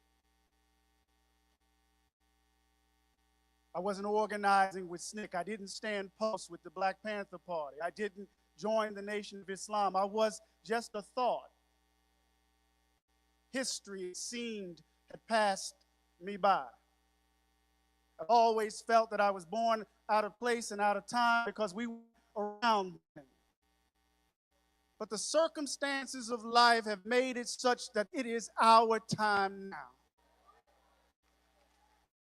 In the 150th year of the country, the nation has decided to double down on the idea that it is a white republic. In the 250th year of the nation's history, it has decided to put you and me in our place. And the question becomes, will you be complicit? The question becomes, how will you answer history's call? Because in the 250th year of this country, we have to deal with this shit again. And I want to say to you as I step off this stage, bring all of your righteous anger, bring all of your energy, because we have to tell these people finally and once for all, this idea of America as belonging only to white people is dead from here and forevermore. And as I give the mic to my boy here, understand the power of Mississippi, the power of this state. Mississippi is a metaphor for America. It is such a beautiful country combined with unimaginable cruelty. That's America. Mississippi, the home of the blues. We have placed the blue note at the heart of the country. Bring the power of Mississippi to the fore, because these white folk have lost their damn minds if they don't understand who we are. Give it up for Brother Eddie. Gotta love that fireball energy, man. Check it out. We're going to keep the ball rolling. Up next, we got Scott Collins, District Attorney, District 16, State of Mississippi. God bless y'all. God bless you all. My name is Scott Collins, and I'm honored to be here. And it's such an important moment because to be a Mississippian is to be deeply, deeply rooted in our history. Deeply rooted in our history. And our history has a lot of heroes. Heroes like Fannie Lou Hamer. Heroes like Medgar Evers. Heroes like Governor Winter. People that understood that equal representation of fair access to the ballot was essential for Mississippi to reach its potential. People that understood that access to the ballot was essential for quality education, quality jobs, and quality health care. But our history is also full of villains. People like Governor Barnett and Senator Bilbo, who use division, use hatred to keep power for themselves. They use that because they did not have a vision for our state. They did not have a vision that was based in making sure everybody's life mattered. In this particular moment, after Section 2 of the Voting Rights Act was gutted, we're seeing those similar type of villains reappear. We're seeing people come forward and attack Congressman Thompson in ways that are unprecedented, accusing him of having a reign of terror on District 2. Well, the issue with that is, I don't remember Governor Reeves sending back the money that Congressman Thompson voted to give billions of dollars for infrastructure. I don't remember Governor Reeves sending back the money that Congressman Thompson voted for health care. I don't remember that. They're using division and distraction because they don't want working Mississippians to unite and fight for the Mississippi. They don't want that. They no longer want the voters to pick them. They want to pick their voters. Because if they truly thought that Congressman Thompson was not representing his district well, they could find somebody to beat him in 2nd District. They could find somebody to beat him, but they know they can't, so they don't want to try. But in this particular moment, what we got to do is we got to be the heroes. We got to be the heroes. And the heroes won't be the elected officials. It won't be the speakers on this panel. The heroes will be the people of Mississippi. It will be the people. It will be teachers that care about the classroom, making sure every child has a quality education. Heroes will be the nurses and the doctors who care about making sure every Mississippian has a quality health care and has a hospital. Heroes will be the church leaders that care about their congregants and wanting to make sure that everybody is recognized as a child of God. Because the reality is, God has tested us in this moment. God has tested us. Every generation of Mississippians get to write the chapter of our state. It's time for us to write our chapter. And what we got to do is write a chapter that honors our ancestors, but also understands that our future is better than our past. So when our children and grandchildren read about what we did in this moment, they'll know that we showed the country that Mississippi matters. God bless y'all. Give it up once again for Scott Cologne. Up next, everybody say President and CEO. That wasn't everybody. I said I want everybody to say President and CEO. Y'all give it up one time for Derek Johnson.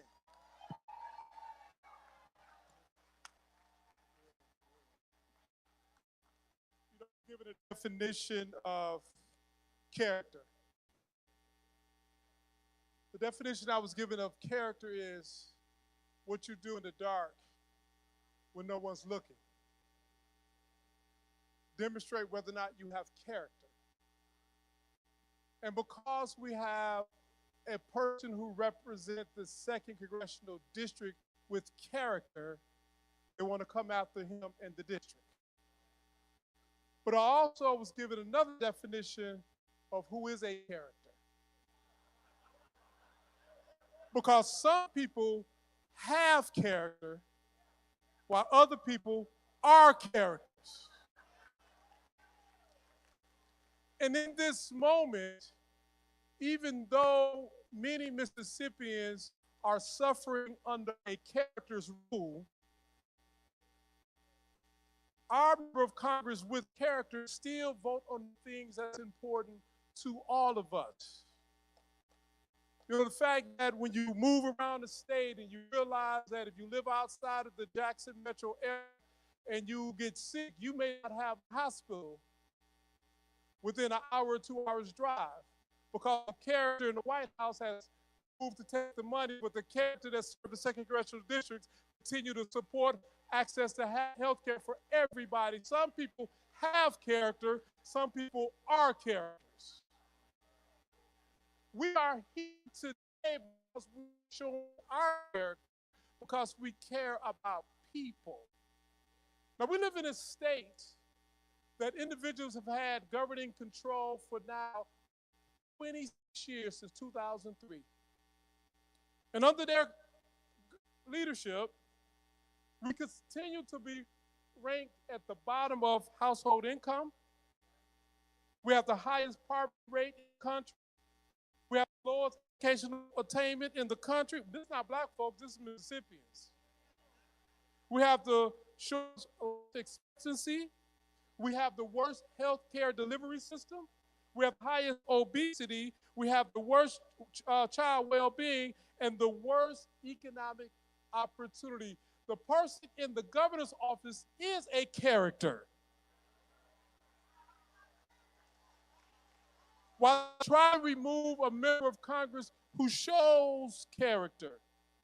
That when white farmers in this state are on the verge of losing their farms and they got money taken away from them and they took that same money and gave it to farmers in Argentina and they still vote for the character because they are part of a cult when the person with character is supporting the very issues to ensure they keep their farm. Some people have character, others are characters.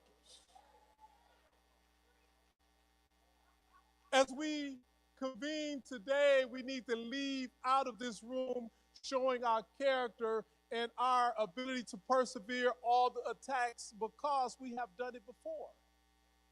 In this moment, the performance of the demonstration is to energize, so we leave here, we do the work.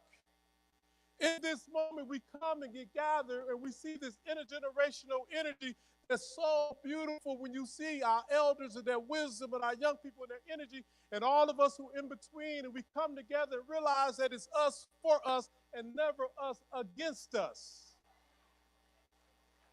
In this moment, we have a platform of history that we stand on as we propel towards the future in this moment. Our character is to take the energy now and move forward. All 82 counties are called to demonstrate, and you represent all 82 of the counties in the state of Mississippi. When you walk out the door, you should get the pledge card. You got to commit to show your character because it's not enough to feel good in this room. It is absolutely necessary to do good when we leave from this city. So if you get nothing else, lean on the side of the person and the people and be an individual with character so we can fight the buffoons who are characters. And if we do that successfully, we will prevail. Peace and power. DJ, before we have the grand finale, everybody say grand finale. Got a little bit of a special song we want to play. DJ, we ready? Say one moment.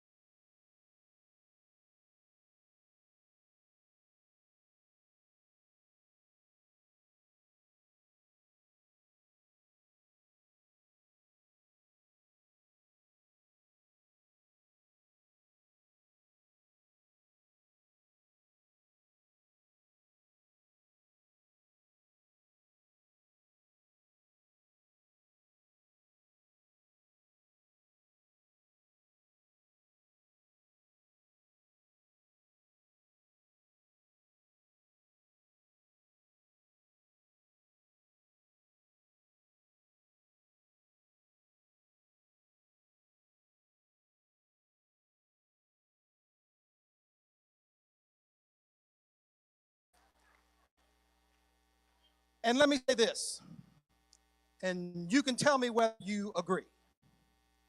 This is not only about black voters. This is about all of Mississippi, shoulder to shoulder, side by side, a shared history, and yes, it is an ugly one in many places. We have some making up to do in Mississippi. But that only happens when we come alongside one another, when we love one another, when we put division aside. And let's be honest, some of us in this room have been mad at each other over the years. I can think of 3 or 4 folks right now I've been mad at once or twice. But we're coming together around this. We will not go back 61 years. We will not erase the legacy of people who have been my heroes, student of the civil rights movement. A white man, 7 generations deep in the soil of this complicated state, who knows what it is to watch a people fight for what is right and just. And I don't know if I'm allowed to say it, but I'm going to say it. We've come too far to turn back now.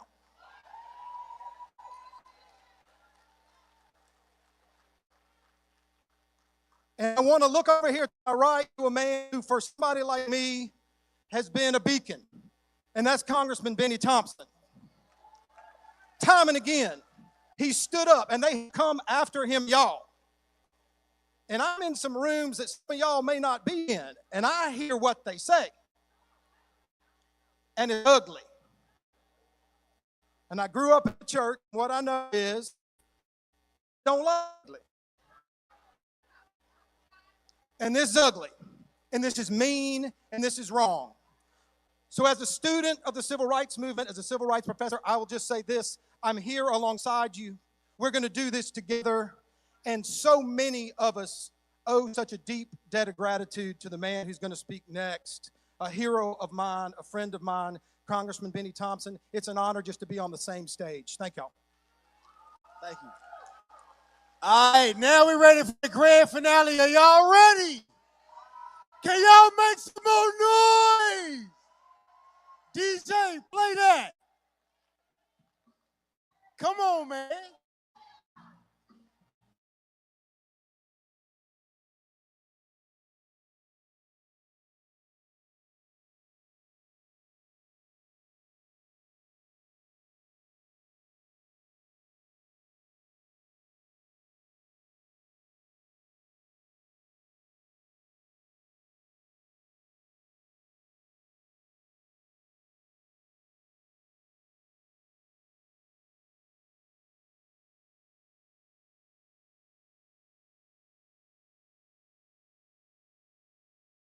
Early today, they didn't believe that we'd come to town in the rain. And all of a sudden, 5,000 plus came to town in the rain. But you know, this is just a down payment. It's gonna get better. And my colleague came all the way from Chicago, Illinois, to be with me. And we'll leave shortly to go back against and vote against you know who, because he's not right. And one of the reasons I know that is that's why you're here today. But more importantly, this has been a good rally. It put a lot of people in the room historically had differences. You know, sometimes you put those differences aside and work for the common good. And so what you've done here today tells me that there's hope in Mississippi, opportunity in Mississippi. With just a little fine tuning and planning, we can overcome. You know, sometimes you judge individual by his enemies. And my enemies, you know, because they call me a terrorist. Now, you know, I've been called a lot of things in my lifetime, but I've never been called a terrorist. But I do understand what code words mean. And you know, they never said that the Klan was terrorist. They never said that the people who killed other folk because they were encouraging people to vote as terrorists. They never said people who burned churches were terrorists.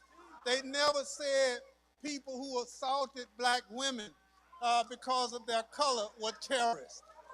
But then you find somebody that all he's ever done in his life is try to make life better for people, and you call that person a terrorist. Well, if that's a terrorist, then I'm guilty, because I want to make sure that everyone in this state has the opportunity to be the best that they can be. If we can help millionaire farmers grow their crops, we can help poor children be the best that they can be. The investment is what you make it. If this president can do all the things that he's doing and get elected president, something is wrong with this picture. You know, how are we going to elect a felon president? You know, but you call a guy that only had 3 speeding tickets in his life, you call him a terrorist. You understand? But this guy who's a convicted felon is somebody you admire. Now, something's wrong with that picture. And so here we are today to say that, look, you may have a problem with people, but we don't. You know, because in America, we have the right to choose. So if I choose my leaders and you're not satisfied with it, then what you gonna do? You gonna call him a terrorist? So what he's saying is a lot of people in this district, because you for your family is to be better, you know better than a terrorist too. You are a terrorist because you want better for your community and your family. And so I commit to you that we'll do better if the notion that somehow registering and voting is a terroristic act, then between now and November, you better hold on. Because for what we have to do is settle our differences at the ballot box. And if we settle our differences at the ballot box, then whoever wins, that's what it is. Now, if you lose, don't act like the folk did on January 6th, tear the place up, because that's not who we are as Americans. And so the real terrorists came to Washington following Donald Trump, and they tore up the Capitol. Those are terrorists. And so what you saw with your own eyes, it really did happen. I don't care if they tell you that what you saw with your own eyes didn't happen. They lying, because you saw it too. But you know, if we don't go vote, the felon gets elected. And so that felon now wants to reward all the people that broke into the Capitol. And so rather than giving grants and scholarships to kids to go to school, you want to give money to felons who broke into the United States Capitol. Something wrong with that picture. So I'm here with you. I want my 2 colleagues who are here with me. Jonathan Jackson came because I invited him to come. He's been to Alabama, he's been to Louisiana, now he's back home to Mississippi. And so his being here says a lot. A lot of other people wanted to come, but he's been whispering in my ear, say, you know, this is Wednesday. You know, say, how you get this many folk together on a Wednesday? Well, you start talking about people and talking about their ancestors and then saying all these kind of things, you get folk together. And so we now have the Baptists, we have the Methodists, we have the Episcopalians, the Muslims, we got the backsliders, we got everybody in the world here today. And so when we have that, I thank people getting us together, because otherwise, I don't know what could have gotten us together. But I thank them for getting us together. Now, our job is to work. So without further ado, I want to first introduce Congressman Jonathan Jackson from up south, Chicago, Illinois. Thank you, Congressman Thompson, affectionately, Uncle Benny. Let me tell you, ladies and gentlemen, you all make my heart so proud. I am ecstatic, so excited to be here today.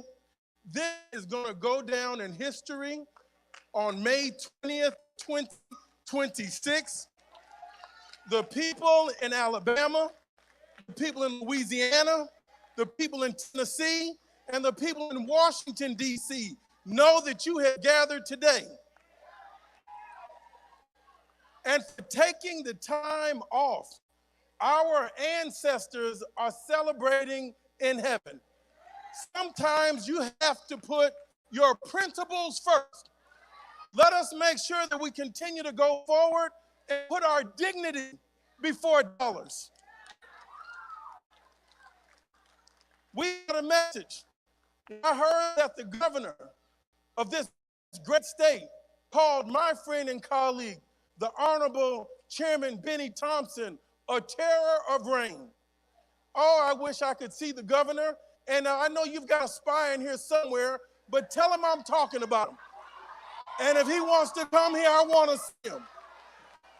We're not going back. We're not scratching no itch. No yes, sir, boss, no backwards thinking. We're going forward. We can look him eye to eye and talk man to man. Now, if you call him a terror, you're calling me something. But let me tell him a little something about his history. When you had Vardaman, the governor, that started convict leasing that did the Parchment Penitentiary, that was a reign of terror. When you stole our land, the people that picked the cotton, then you stole our land, that's a reign of terror. When our soldiers went to war and came back home and could not get the GI Bill, that's a reign of terror.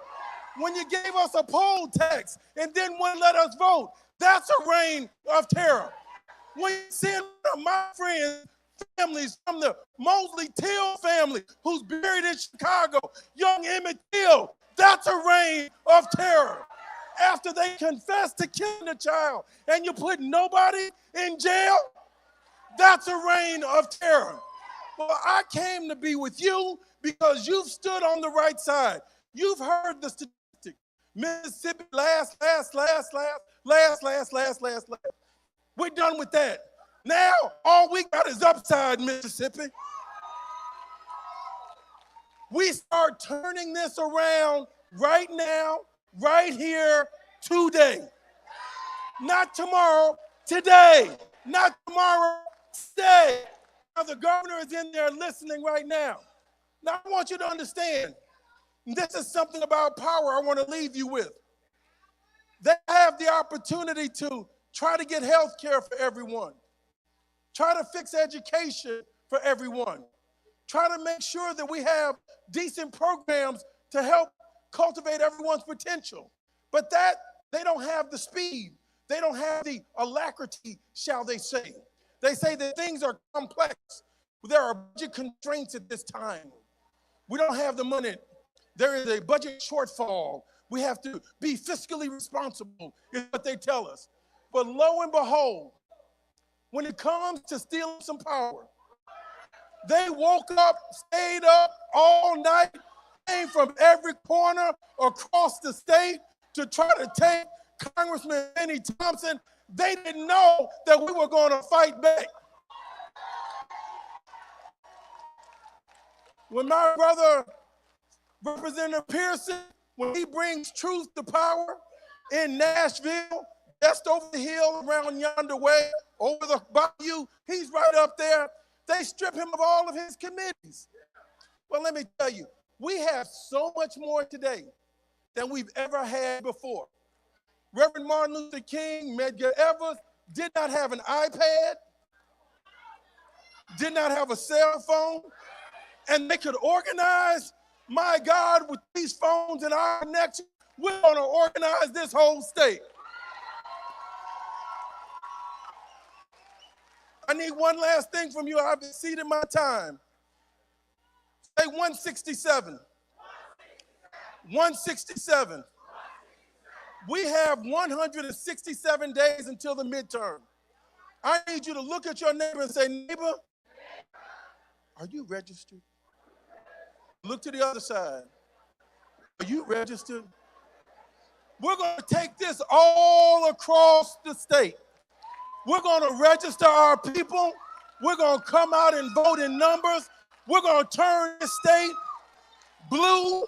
We're going to get Benny Thompson in there, and we're going to get the governor out of here. God bless you and love you. 167, 167, 167, 167. What are you going to do for freedom?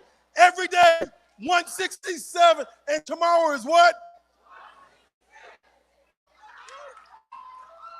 Thank you very much.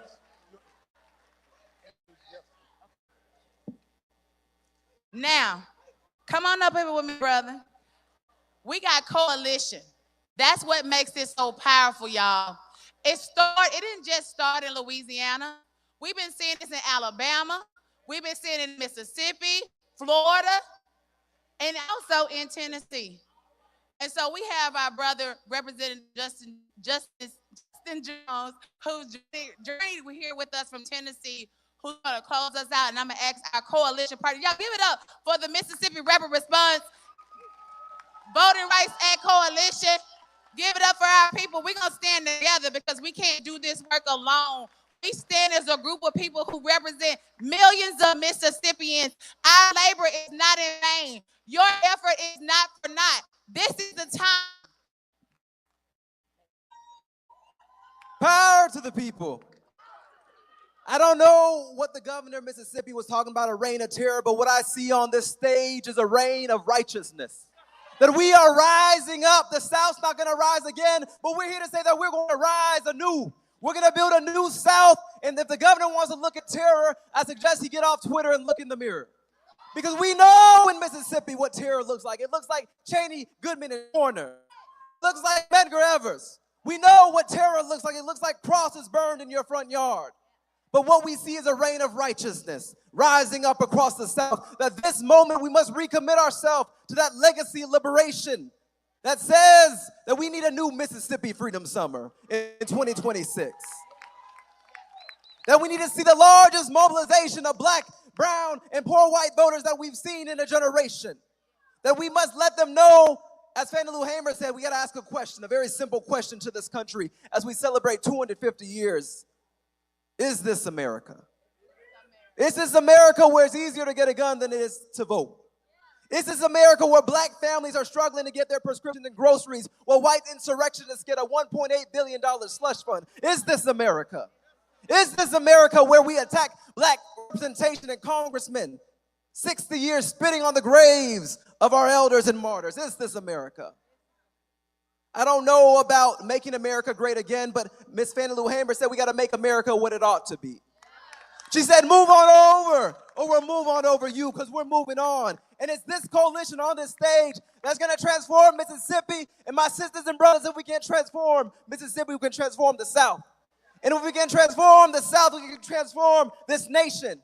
If we can transform this nation, black folks will get free across this world. Something is happening in Mississippi, and it's giving us goosebumps in Tennessee, in Alabama, and Louisiana, because we know that we're on sacred ground, that there is a reign of righteousness rising. There's a reign of righteousness rising in the Capitol, from the State House to the White House. And that's why they're afraid of our dear brother, Uncle Benny, because they know that he stands as a multi-generational leader. But I want to let the governor of Mississippi know one thing, that he may attack Uncle Benny, but he got 10,000 or 20,000 folks who are coming to rise up with him. That he may come for one of us, but that he's going to get all of us. That we are coming from Illinois, that we're coming from Tennessee, that we're coming from California and Louisiana and New York, that we're rising together because people know that it's our time now. And so what I want to just end by saying is this, Mississippi, I'm from Tennessee, and being here today, you give us goosebumps and you let us know what is possible. Who thought that 5,000 people would gather on a Wednesday in the rain? But I want to say something, Mississippi. If you can get 5,000 people on a Wednesday in the rain, I believe you can get so many more on a Tuesday in November. That you can get a lot more folks on a Tuesday in November. I think it's the first Tuesday of November. And so we'll see you in Tuesday in November, the first Tuesday in November. And let's vote these white supremacists out. Power to the people.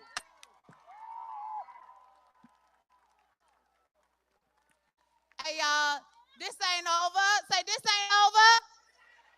This ain't over. The fight is now beginning. Thank y'all.